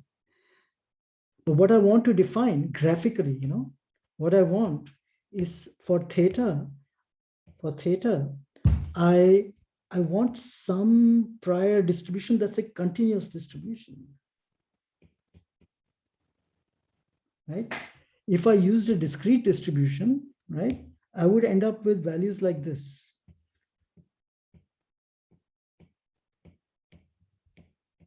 That means that between this number and this number, nothing is possible. That the theta parameter cannot have any value between those two numbers, right? That doesn't make sense as a prior. Theoretically, you can do it, of course, but it doesn't make any sense. Is that making sense, Johanna? Yeah, makes a lot of sense. Yeah, that's why I would not use a discrete prior on this. But theoretically, I could use it if there is some really like unusual situation where you can only have like a few specific discrete values for a parameter. Sure, you can use it. Later on, we will be very flexible. You can use whatever prior you like with whatever likelihood, because we'll be doing it all computationally. We won't be doing any mathematics anymore. The maths is only today, just to give you a conceptual understanding of the Bayesian approach. From tomorrow onwards, we won't be doing any of this stuff. I never have to do any multiplication of exponents or anything in real life. Right? This is just preparation for the real deal, right?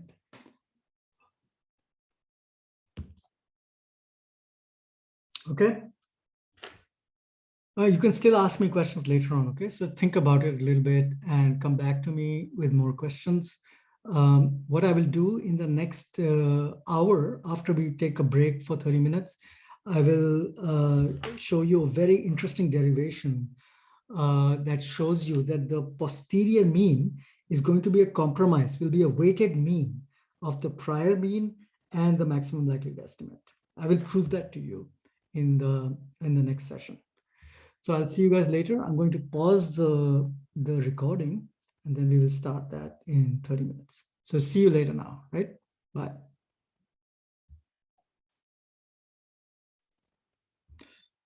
Okay, so I'm going to just share my screen now again. And this time I managed to get my screen, my iPad working simultaneously with my slides. So everything will be side by side, hopefully. Let's take a look at this. So where we were right now, I mean, before we stopped earlier, we were at the point that I had shown you this derivation that you can see hopefully on the screen. Let me know if you can't see this. We had worked out the Poisson gamma conjugate case, and we had figured out that for single data point,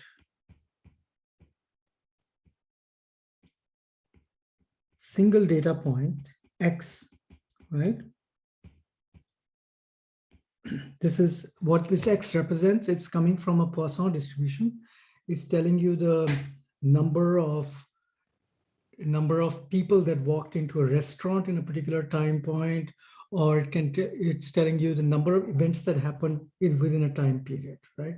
Some event that could have happened. It could be a fixation, the number of fixation durations, on a word. That's what I mean by a single discrete data point. It could be a discrete number between 0 and some positive value. Okay, so what we worked out for this case was that if you assume a Poisson likelihood, right, which is basically described in terms of the parameter theta, right, which is the rate of arrival, right? If we define a gamma prior on, so if we say theta has a gamma prior with A and B parameters, right? we will get a posterior on theta, which I'll write as theta given y, right? Oh, sorry, x, sorry. I've got an eraser actually. Let me fix this. X, right? This would be the gamma distribution with posterior distribution with parameters x plus a. So x is that one data point, and 1 plus b, right? As the parameters, the updated parameters in the posterior. Okay. All right. So now I want you to consider an interesting situation where I have more than one data point. Right? Let's say I have 4 data points. Okay. So that means I may have observed not just x, but x1, x2, x3, x4. These are my data. It's a vector of data. So what will happen now to the Poisson likelihood, right? For the Poisson likelihood for multiple data points, which are independent, by the way. These are independent data.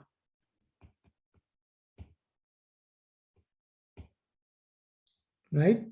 So how would I write the joint likelihood of these 4 data points, right? I would have to write something like x1, comma, x2, comma, x3, comma, x4, given theta.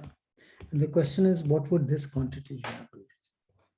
Right? So you remember from yesterday how this works? You take the likelihood for each data point, given theta, the likelihood function given each data point, and you multiply those out. So what is the Poisson likelihood for x1? The Poisson likelihood for x1 is exponent minus theta, theta to the power of x1 divided by x1 factorial, right? Then it would be, for the second product would be the exponent minus theta x2 divided by x2 factorial, right? And then I would get exponent, this is getting very boring, right? But let's just bear with me, x3, right, divided by x3 factorial. And the last term would be exponent minus theta x4 divided by x4 factorial. Can we simplify this further? Right? Can we simplify this story further? Can you see this? Everybody can see this, right? Okay. So how do I do this? So first of all, notice that I've got exponent minus theta. I've got 4 times. It's appearing 4 times. Right? So I'm going to have to write 4 here because this theta appears 1, 2, 3, 4 times. Right? Because what I'm basically doing is I've got exponent minus theta multiplied with exponent minus theta multiplied with exponent minus theta, right? Which is equal to exponent minus 4 times theta, right? And what do I do with the other terms, with the thetas? Can somebody help me out? What do I write here? Theta to the power of, so I've got this thing here. Let me change the color. I've got this guy here, right? And this guy and this guy, right? So what do I do here? What do I write?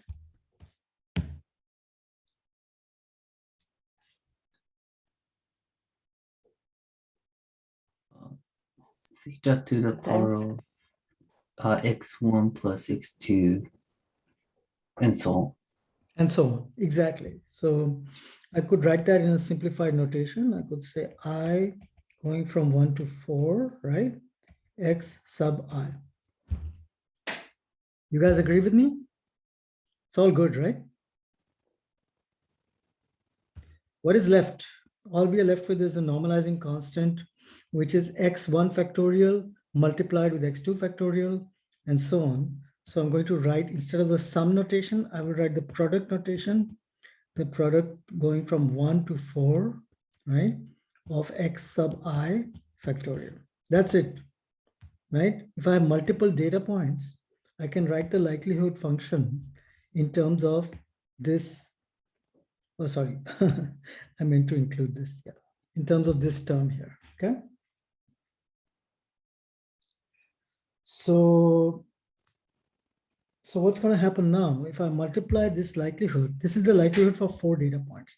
But suppose I had n data points, not 4. How would I rewrite this? I would rewrite this as exponent minus not 4, but n, right? If there are n data points, n times theta multiplied with theta, summation going from 1 to n data points, right? X sub I, and then divided by the product of x sub I factorial, where I goes from 1 to n, right? That would be the most general way to talk about n data points. That's my likelihood. So again, I'm going to multiply the likelihood with the prior, right? Sorry, pen's not working. Likelihood times prior, right? So remember that my prior was theta gamma AB prior, okay? So how do I do this? Do this multiplication, right? I'm going to write the likelihood now. Exponent minus n theta, because they're n data points, multiplied with the sum going from 1 to n. I won't write the subscript and superscript now because that's understood now, okay? Just to make it easy. So this is my likelihood. So what's the kernel of the prior? What was the gamma prior? I can't remember anything. It was something like theta a minus 1, right? And then exponent minus b theta, right? For a theta a b prior. So that's how I end up with this term. And now for these n data points, what do I get as a posterior up to proportionality? Again, I'm going to do the summation. This should be becoming very familiar for you now.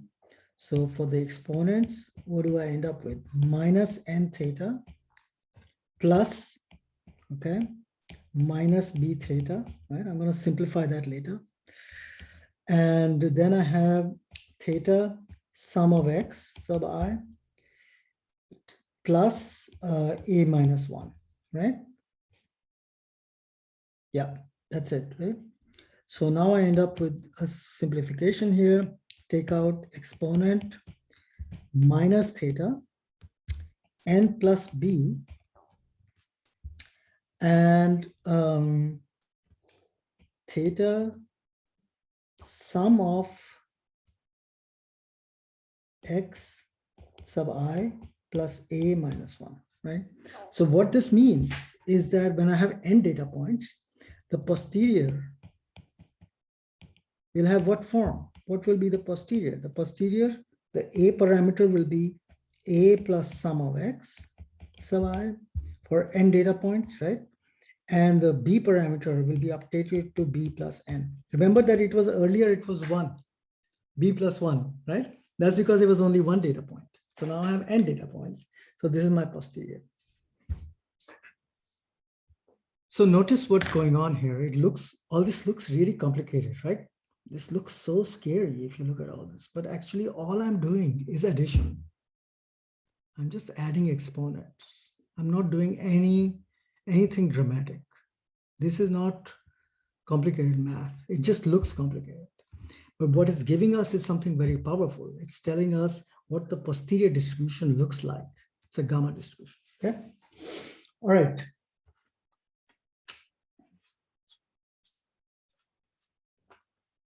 So what I want you guys to think about next is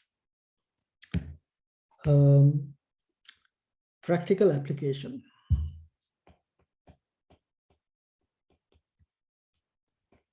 Of this idea, okay? So how do we do this? So suppose in a real life situation, I tell you that my theta parameter has a mean. Remember I said this earlier, there's a mean of 100 and a variance of 225, right? So the goal now is going to be to figure out how I can express this mean and variance in terms of a gamma distribution with parameters A and B. Now, in order to do this, I need to know one little detail. And that detail is that in a gamma distribution, so in a gamma distribution, let's say there's a fact. The fact is that the mean of a gamma distribution is A over B, and the variance. Why is this taking so, there's a lag here now. The variance is A over B squared. This is just a fact. You'll see that at the back of the book, in the distributions chapter. Okay, so if I know that the mean is 100, so I can write A over B is equal to 100. And if I know that the variance is 225, I can write A over B squared is 225. These are two equations with two unknowns. We can solve this, right? Once we solve this equation, we know what the parameters of the A and of the gamma distribution are with respect to the mean and variance, right? In terms of the mean and variance. So let's do that. First of all, A is going to be equal to 100 times B, right? That's what I got from here, right? Now I can plug in the number A in this equation. So I get A over B squared is going to be 100 times B divided by B squared is equal to 225, right? So if I have a B here and a B squared here, this cancels out. It gives me 100 over B is equal to 225. And what that tells me, this tells me that B is 100 over 225. Okay, that's done. I know what B is, right? If I know what B is, I can solve for A. A is 100 times 100 divided by 225. Okay, so what I know is that A is equal to 100 squared over 225, and B is 100 over 225. 225, right? So that's my prior on the gamma distribution that I derived from the prior information about the mean and the variance of the theta parameter, okay, which I got from a previous study. Okay, so I know exactly what my prior is now, and I know how to compute the posterior. So what is my data? So let's figure out what the data could be. So some example data I have here. Let's come up with some data. So where was my, just come up with an example earlier. Right, here's my data. So let's say I have the data are x1 is equal to, what is it, 115. x2 is equal to 97, right? And x3 is equal to 79. And x4 is 131. So x4, 131, right? So these are my 4 data points, let's say. So I know how to compute the posterior. I have all the information available because sum of x sub I, where I ranges from 1 to 4, is going to be 115 plus 97 plus 79 plus 131, right? Whatever that number is. I don't know what that number is, but we'll figure it out. And what else did I work out? That I need to know how many data points I have, which is 4. And I need to know the sum of x. And so I can work out the posterior. The posterior is gamma A plus sum of x and B plus n, right? Which means that my posterior distribution on theta is now, what was my A? A was 100 squared over 225 plus whatever the sum of x is. I didn't do the math, but whatever it is, right? And B was 100 over 225, right? Plus 4. And that's it. That's my posterior. So that's how you would actually use such a, gamma Poisson case for actually solving the figuring out the posterior. And actually I've done the calculation here.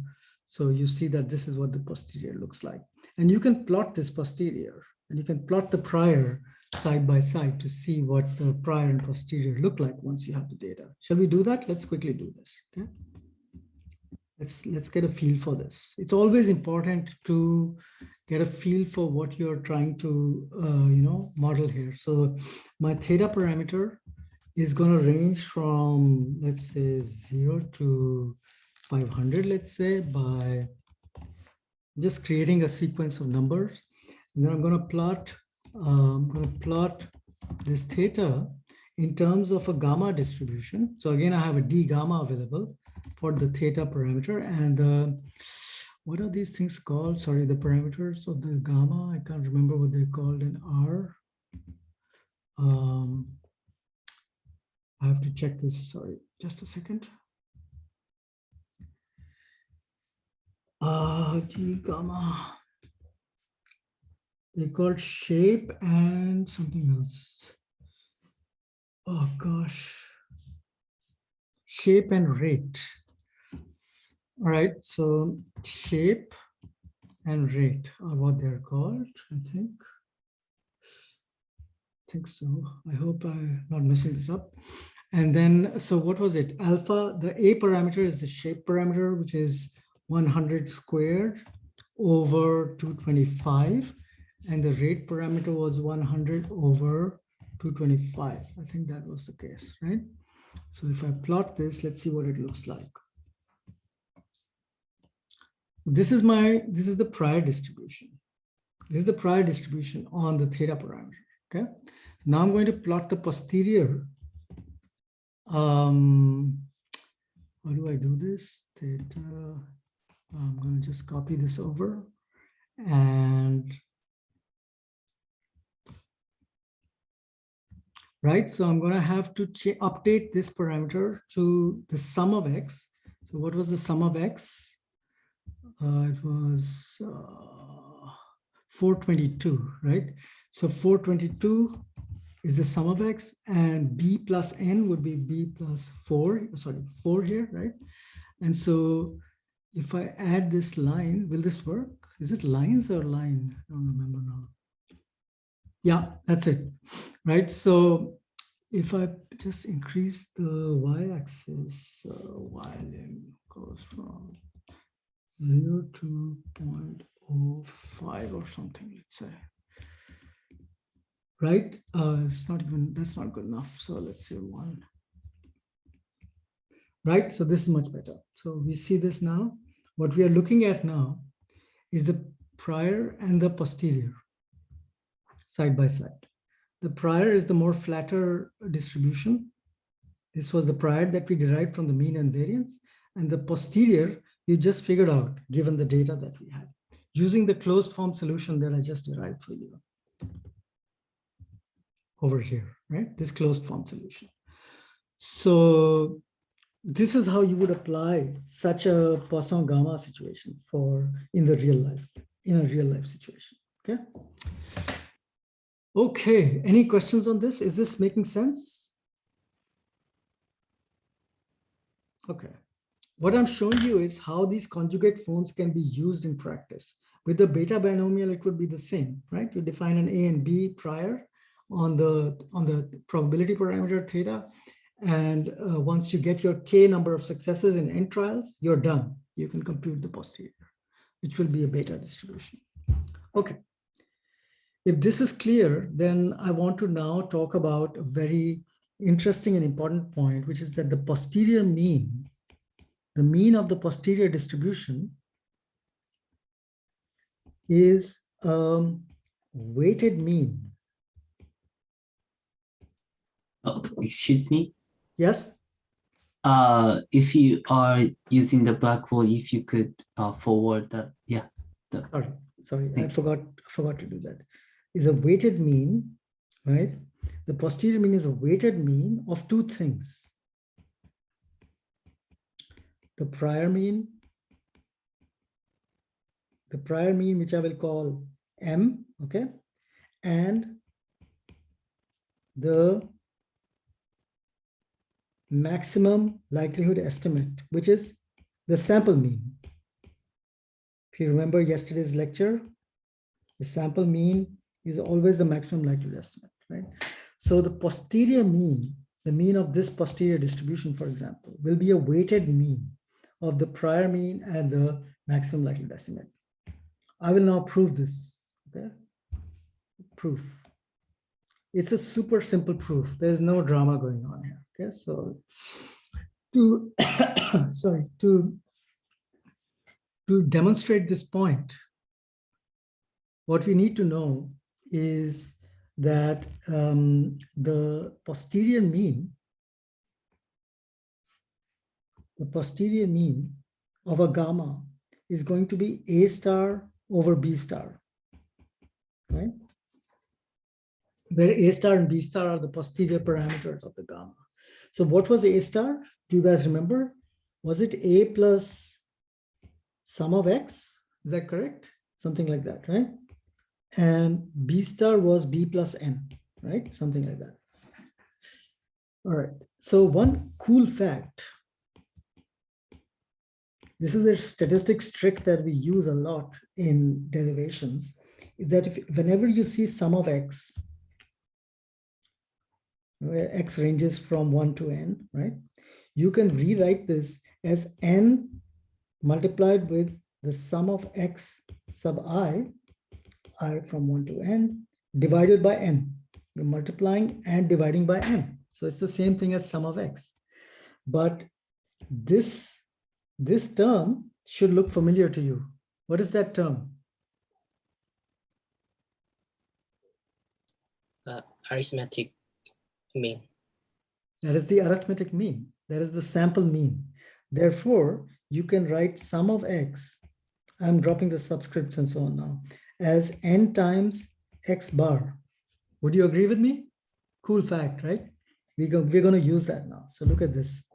So I was here at A star over B star is equal to A plus sum of X over N, sorry, B plus N, right? And so I can rewrite this.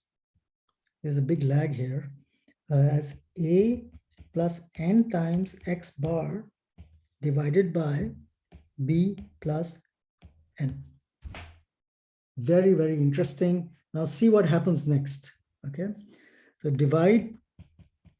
if we divide both the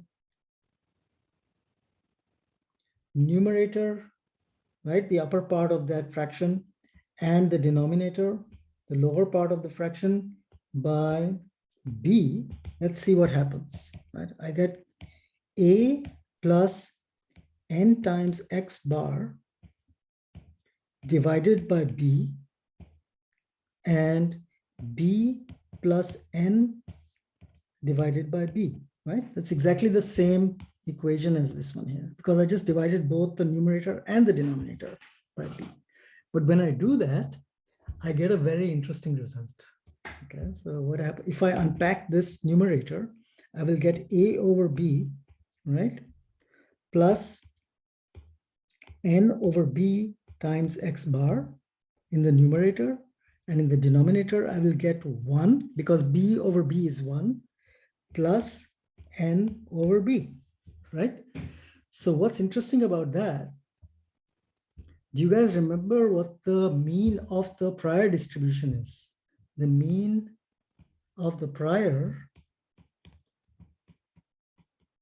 which I'm calling M, is A over B. Here's A over B, right?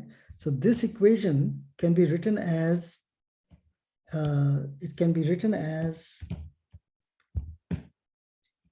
M, because M is A over B,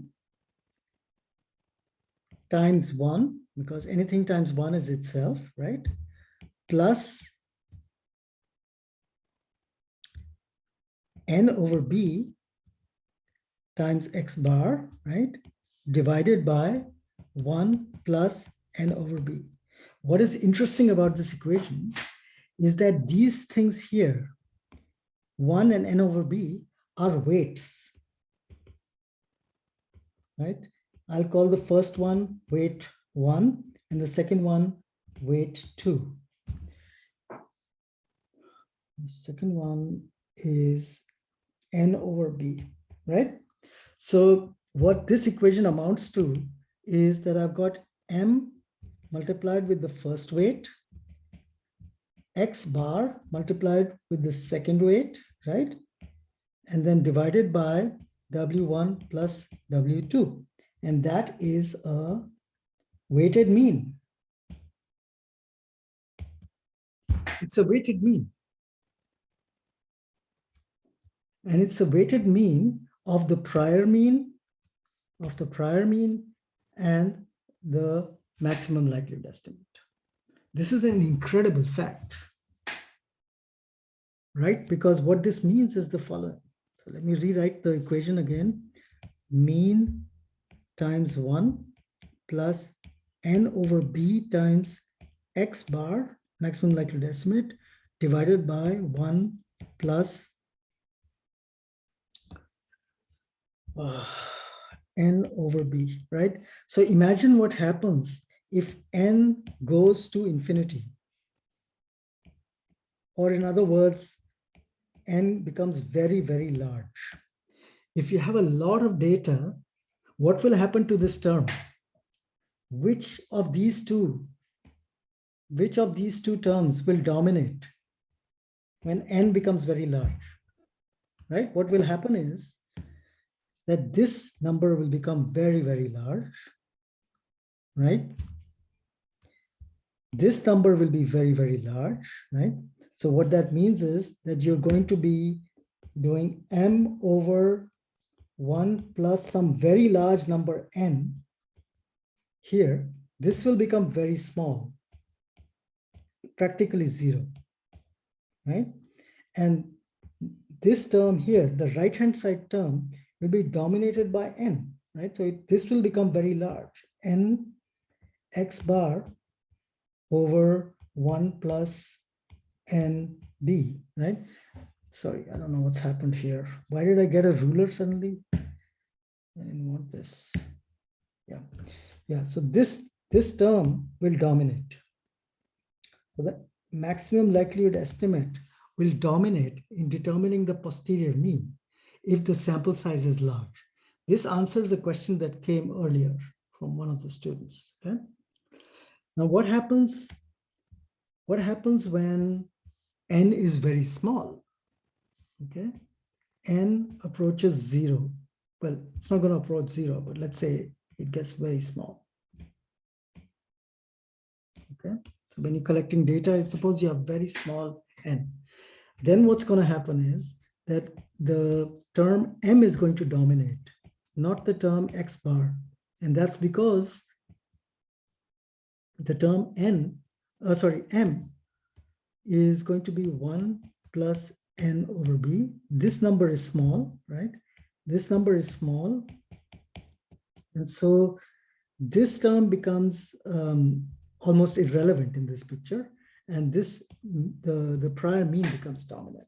So the upshot of all this is, right, that you will go between the maximum likelihood estimate and the prior, depending on how much data you have.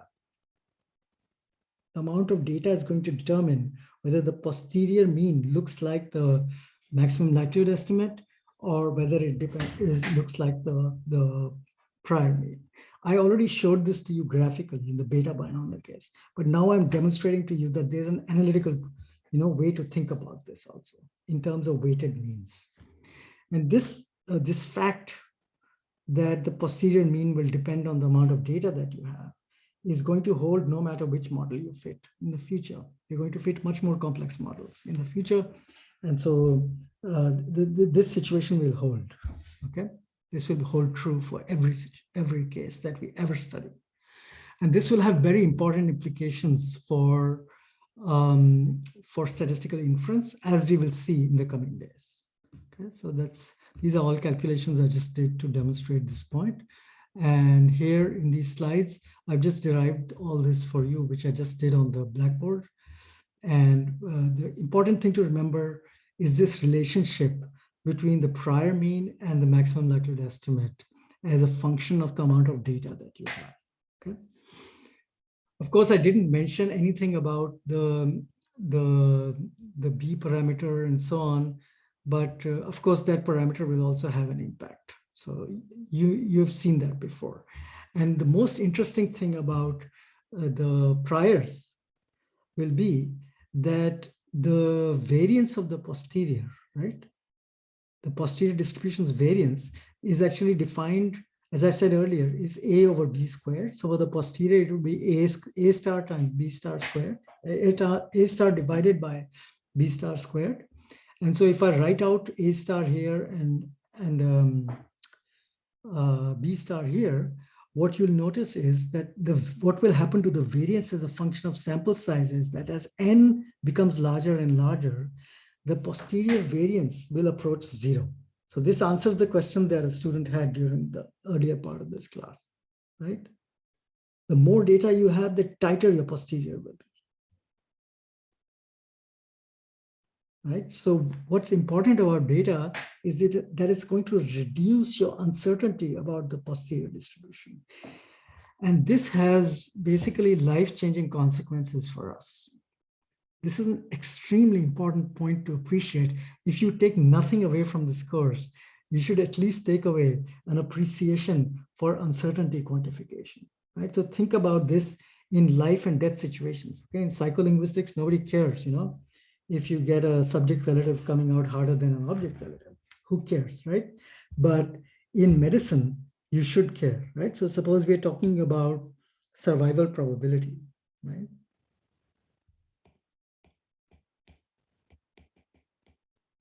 Survival probability, let's say after illness or something, right? How long are you going to live? That's an interesting question for most people, right? So it's a probability, so let's call it a parameter theta, right? So there's a parameter theta, and the support of this PDF is going to be between 0 and 1, obviously, right? And so the thing is, in journal articles, you know, in clinical studies and so on, if they tell you a survival probability, they will tell you that you might live for an average of 2 years, for example. Oh, what's happened here? Sorry, I think I messed something up.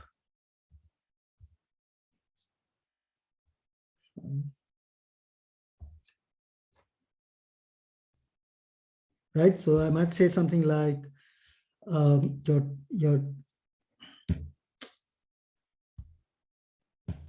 sorry, what's going on?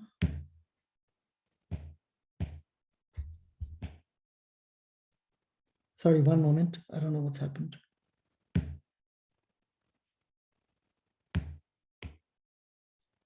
It's not thick enough anymore. No.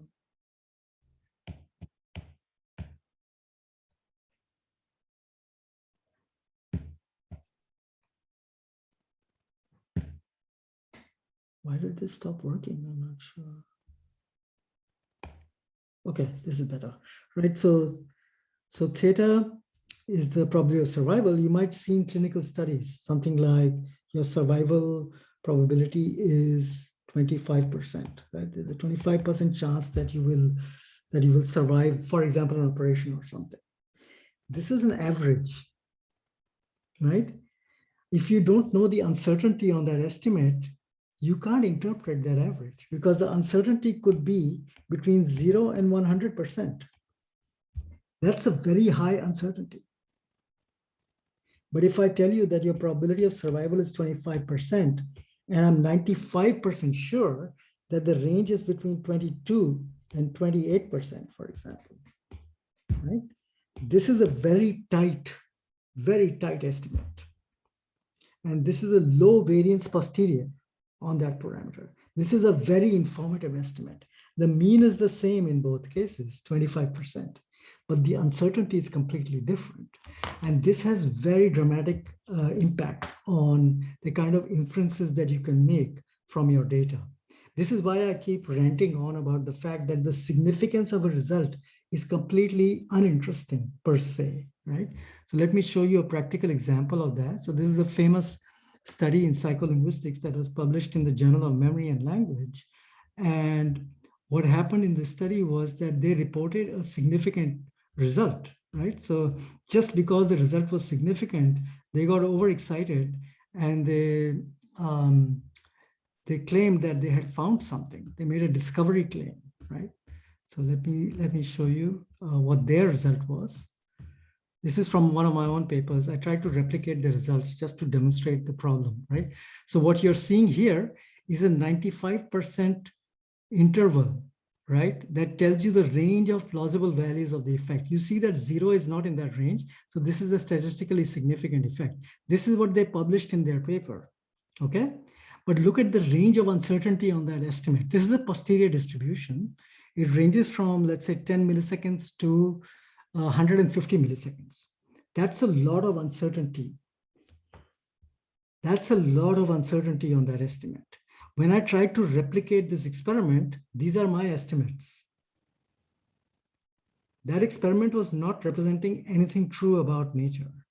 And the reason for that is that the original experiment had a lot of uncertainty. The posterior distribution, the sample size was low, and therefore you're not getting any information from the data, right? And so you have a high uncertainty. And so this is the important point I want you guys to appreciate, that the posterior, you want to get a posterior that is as tight as possible, that is as uncertain as possible. And that's why people always say that Bayesian statistics is all about uncertainty quantification. Okay, very important point. That's what I wanted to demonstrate to you through the that analytical demonstration of the Poisson gamma case. Okay, I've been talking almost nonstop now. Maybe I should stop and give you a chance to ask me questions. I'm sure there must be some questions by now.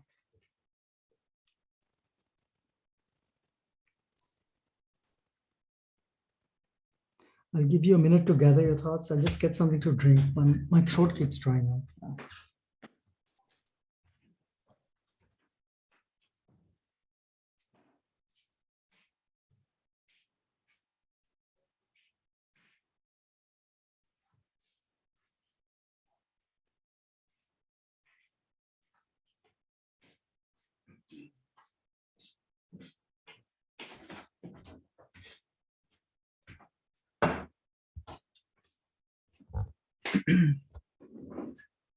Questions? Can I ask a question? So when I asked whether more data means that we reduce uncertainty, and now we looked at how the weighted formula works, and we could see how the number of observations affects the certainty. But you said that in most cases it does, but there are some situations when it won't. And I wonder what are those situations when collecting data somehow doesn't increase your certainty? Yeah. Okay, so that's a good question to ask, right? So it's a pretty abstract question, and I'm going to try to answer it in a way that everybody can follow it, even though we haven't actually studied the intricacies of computational Bayes yet. So really the question is, can it happen? I'm going to rephrase your question and you tell me if it's correct, okay? So I think your question is that even if you increase data, you may still not get important reduction in your posterior uncertainty, correct?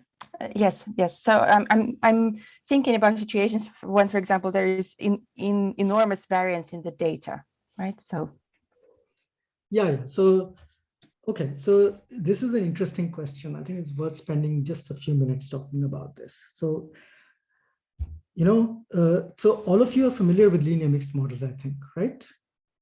Everybody knows what I'm talking about with linear mixed models, right? Okay. So imagine, that you have some reaction time data or something like that, some continuous variable, right? reaction time data, and I'll just model it with a normal likelihood for now, just for ease of discussion. So I have some data, I have n data points, okay, n data points, and these are assumed to be coming from some normal distribution with some mean and some standard deviation sigma, okay? That's how this basic Elmer, this is the Elmer model, right? Suppose there are two conditions, just consider two conditions, okay? And let's say this is a repeated measures design and so on. So the Elmer syntax for this model would be something like y as a function of condition plus 1 plus subject. So I'm going to ignore the item variability for now, but let's just think about this. What have I done here? Sorry, this is wrong. Sorry, let me just fix that. So 1 plus condition, vertical bar subject, and then whatever, right? So that's the model. So mathematically, you know, what's happening here is that what I'm saying is that my data is being generated from a linear model where there is some intercept, and there's an adjustment to that intercept by subjects, right? So there's some subject adjustment for each subject I, right? I put some adjustment to the intercept, and to the slope beta, I'm going to add an adjustment which I'll call U2I, right, for each subject. And then I multiply that with the condition factor. And then I've got, that gives me the fixed part of the equation and the random part as well, and then the residual error, right? That's what this model actually amounts to. But so what's happening in this model is that there are actually many different sources of variance, right? And you have to really learn to appreciate this fact. The sources of variance in this model, how many variance components are there? Well, there's, oh God, what happened here?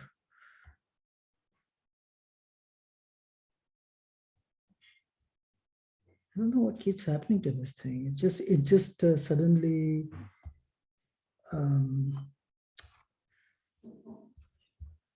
phew.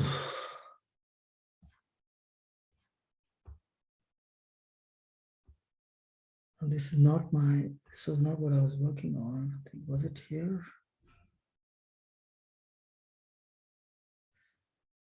Right. Yeah, the sources of variance are for U1 and U2, that's coming from a bivariate distribution. And therefore, what's happening is that we are assuming in the model that the means are zero. So means are zero. And there's a variance covariance component here. There's a variance covariance matrix here, which controls the variances for U1 and for U2. So these are the variances. And then you've got the covariances here, sigma, the rho multiplied with the two sigmas, right? So U1, U2, and so on. Same thing here, right? So what's happening is that there are three sources of variance. There's the sigma, which is the residual error. There is the sigma, which is the intercept adjustment standard deviation, then the slope adjustment standard deviation. Now the problem is that when you're modeling human data, right, you're working with human subjects, these sources of variance are relatively high. Individuals differ. That's why the sigma U1 and sigma U2 can be very large depending on the situation. And the sigma will be the largest variance component always. And these things, all these three variance components, they actually come together to determine the posterior uncertainty. They collectively determine that. And so if these variance components are large, then you're going to end up with large uncertainty even as you keep increasing sample size. That's one big problem. The other big problem is that the posterior uncertainty, you know, this uncertainty of the posterior is roughly equivalent to the standard error, you know, the standard error that you compute in the frequentist statistics. Now look at how standard error goes down. It's a function of the square root of n. The standard error is an inverse function of the square root of n. So you keep increasing n, the standard error will go down very, very slowly. Okay. So in any case, even just because of this fact, the standard error is going to go down very, very slowly, right? And then you've got this additional complication that these sources of variance can be very large. You know, it's really dramatic. So if you take the same subjects and you bring them back and make them do the same experiment, you will get different, you know, radically different behavior from those guys. It's that bad.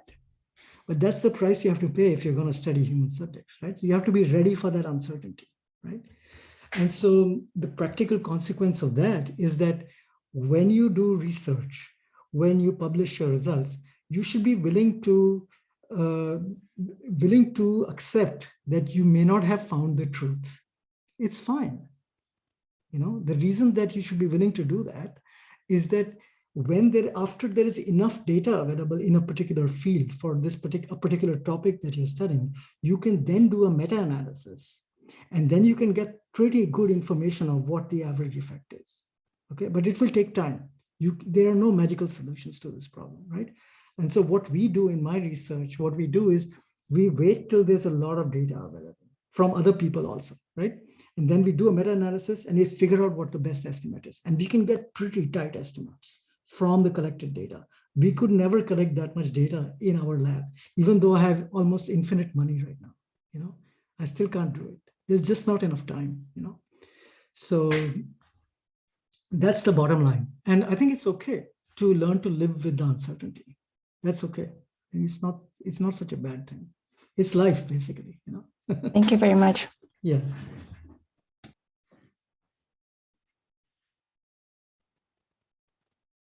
Other questions?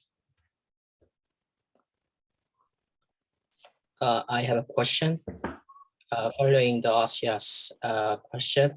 So it seems like the law of large numbers also applied in the Bayesian analysis, but in frequentist statistics, you get the large numbers of samples, whether or not its effect size is high or not, you get this such a significant thing is said, as I heard. But I'm just curious how these law of large numbers could be interpreted in Bayesian discourse.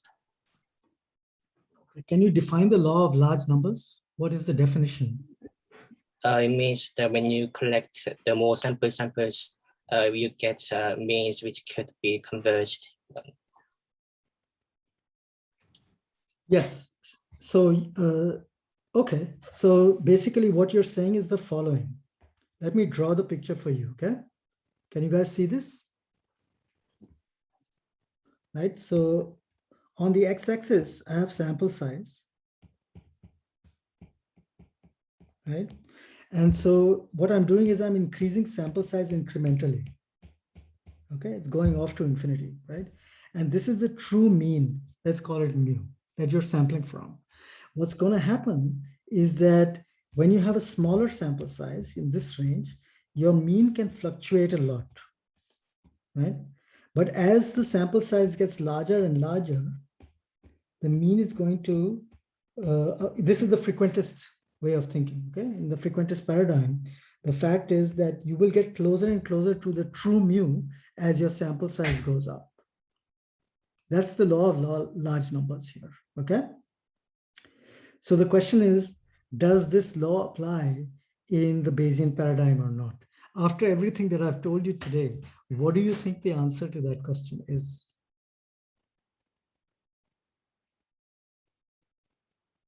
If n goes to infinity, will I approach the true mu or not?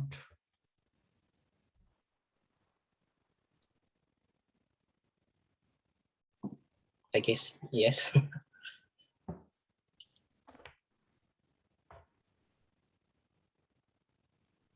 I think you'd probably just have a much more certain estimate because your maximum likelihood estimate would dominate, and then you would be much more certain about that. Yes, the posterior mean will then approach the maximum likelihood estimate, right? And as the sample size keeps getting larger and larger, you will get closer to the true mu, yes. But n will have to be very large in practice for that to happen, okay? That in practice, we don't ever get that large.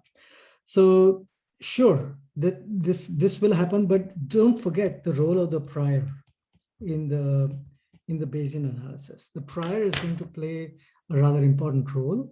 And what will happen, in the coming days, what we will be doing is that whenever we do a Bayesian analysis, right, what we will do is that we will use a range of priors to carry out something called a sensitivity analysis, right? So, and the goal of the sensitivity analysis will be to make sure that our posterior is not overly affected by the prior that we have specified. This is a safety check. It's a sanity check, because I don't necessarily want to use my prior information only. I don't want my prior information to dominate in determining the posterior. If I really wanted that, then why am I collecting data?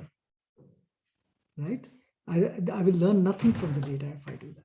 And so what we do is, as a conservative step, we will fit the model to completely uninformative priors, uninformative priors, and mildly informative priors, right? And so sometimes I do something even more radical. Okay, in my actual research, what I do is sometimes I'm locked in a debate with some scientific opponents. Okay, in the US, there are some people I disagree with and who disagree with me, on certain theoretical issues in psycholinguistics. So what I do when I do the analysis is that I ask them, tell me what your prior belief is. I will put that into the model, and I will give you a posterior that reflects your beliefs. And then I will put in my own prior, which I'll call an enthusiastic prior, right? I'll call the other guy's prior a skeptical prior, right? And so I can report an analysis with the skeptical prior, with the enthusiastic prior, and with an uninformative prior. And now, under these three belief systems, you can decide what you think the data say. I think that is a completely reasonable way to proceed. And this is not my discovery or anything, what I'm describing to you. This is how people do clinical research. So David Spiegelhalter in Cambridge, he's the one who developed this approach of using skeptical, enthusiastic, and uninformative priors for studying, clinical data. So, just a second, here. What I'm describing to you appears in this book. It's called Bayesian Approaches to Clinical Trials and Healthcare Evaluation. This is a completely standard approach used in medicine by the Spiegelhalter group, when they're working on clinical trials. So this is not a methodology that is commonly used in psychology. I think psychology is still catching up, with the world of Bayesian statistics. These are still early days, but eventually people will realize the importance of using different priors for analyzing data, right? So when I report an analysis, I don't report any single analysis based on one prior. I will report a sensitivity analysis. I might not publish all the analyses, but I will put up all the sensitivity analyses on supplementary material online. So anyone can look at my analysis and my code, so I think that's a very sensible way to go.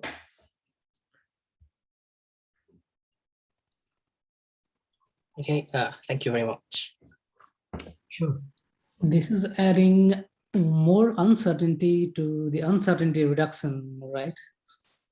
So yes, okay. Exactly. Yes. Out here because I think I'm getting a bit uncertain because let's say you have three different priors or more than three, and then you get three different results. So yes, probably your inference will be biased at the end.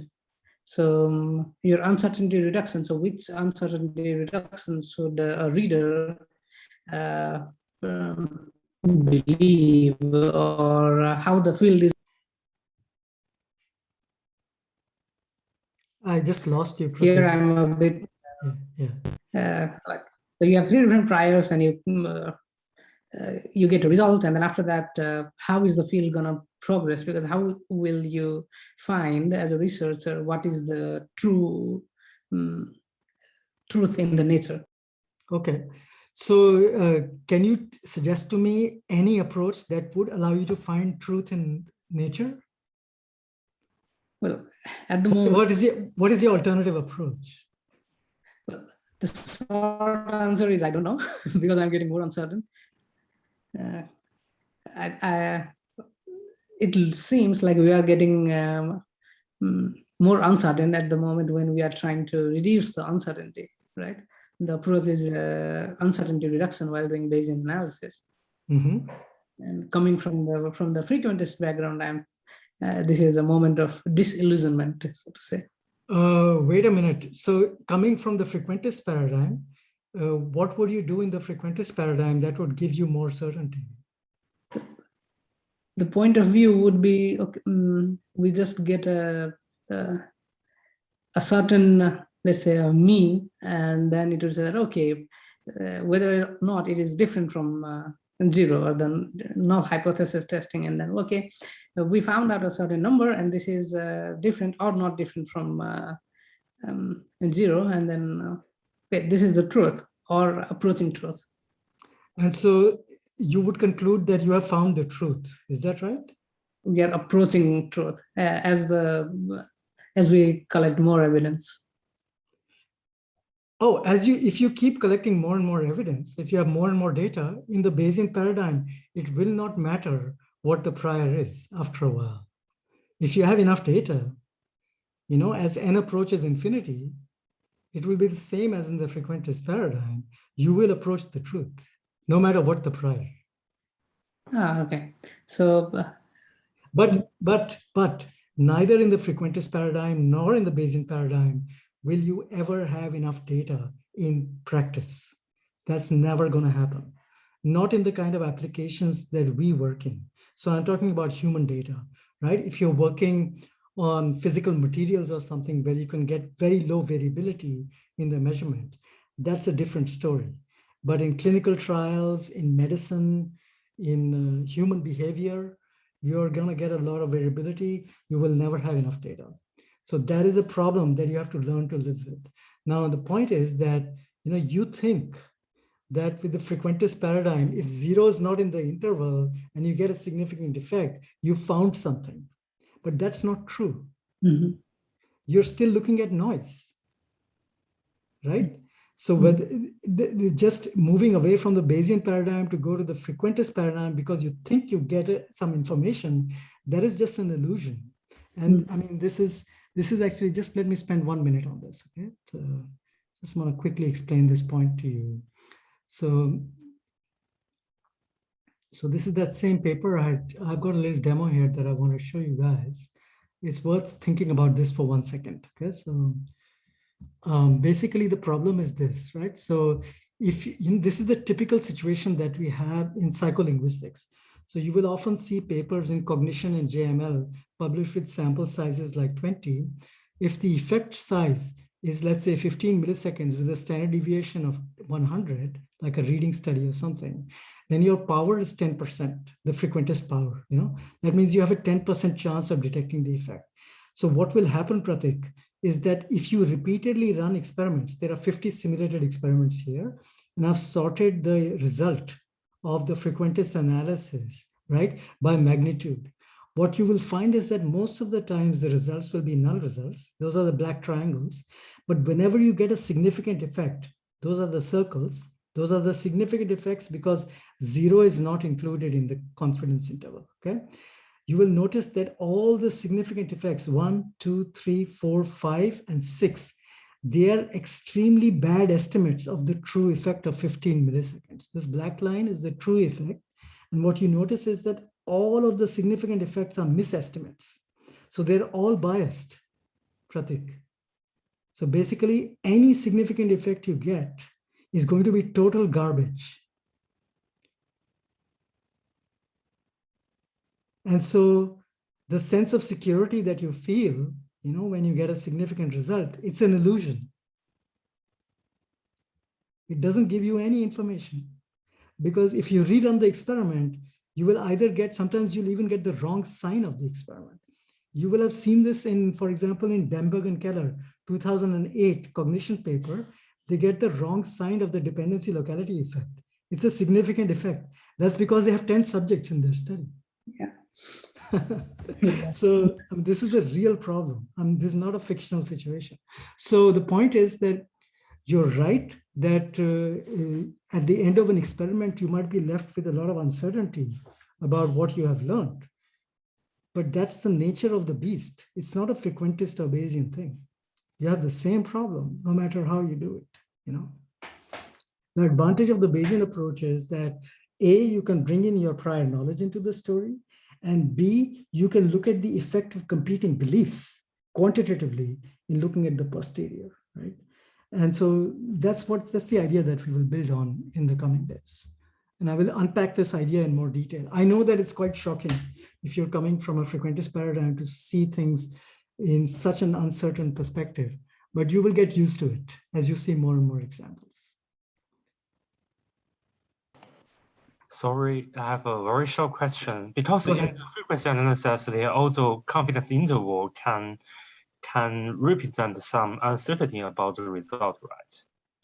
And two questions. First is what's the difference between the confidence interval and the credibility interval in Bayesian analysis? Second, because now APA is encourage researcher to have more reports the confidence interval, not only the key value and effect size, right? Yeah, that's a very good question. And I think I will answer that question after lunch. I will be here today. And so I will pick it up after lunch, okay? So when you guys have some time to do some homework exercises, what I will do when we meet in 1 hour is I want you to do 2 of the homework exercises that I did not assign to you. I will show you how to do them to give you an idea of how to solve the problems. Then you can do the rest of the homework. And then I'll leave you alone till 3:30. And at 3:30, I will pick up this question, okay? And answer this question then. All right? Are we okay with that? Yeah, thank you so much. And all right. but the one point is the sampling will not the topic today, or it should be some topic today. This because I have seen your slide about the sampling, deep sampling or the MCMC. Yeah. Oh, you're asking whether there will be any discussion about sampling? Yes, because I have seen your PDF in the website. Yeah, I will decide tomorrow whether I want to talk quickly about that or not. But today I won't talk about it because in the afternoon, Anna will be discussing some analyses. Right, Anna, is that correct? Is she there? I don't know if Anna's there. But anyway, I will decide later on when to discuss it or whether to discuss it. And if I don't discuss it, I will point you to some recordings of my lectures, where I do discuss it in detail, okay? So we will see. We don't really need to discuss Gibbs sampling in too much detail, but I might actually talk about it briefly to give you a feeling for what it's like to talk about computational Bayes, What does it actually mean to sample computationally using MCMC sampling? I might discuss that. We will see. So see you guys later after lunch. Take a break now. And I'll see you in 1 hour. I will give you a little introduction to the homework, okay? And then you guys can go on with that. Right? See you.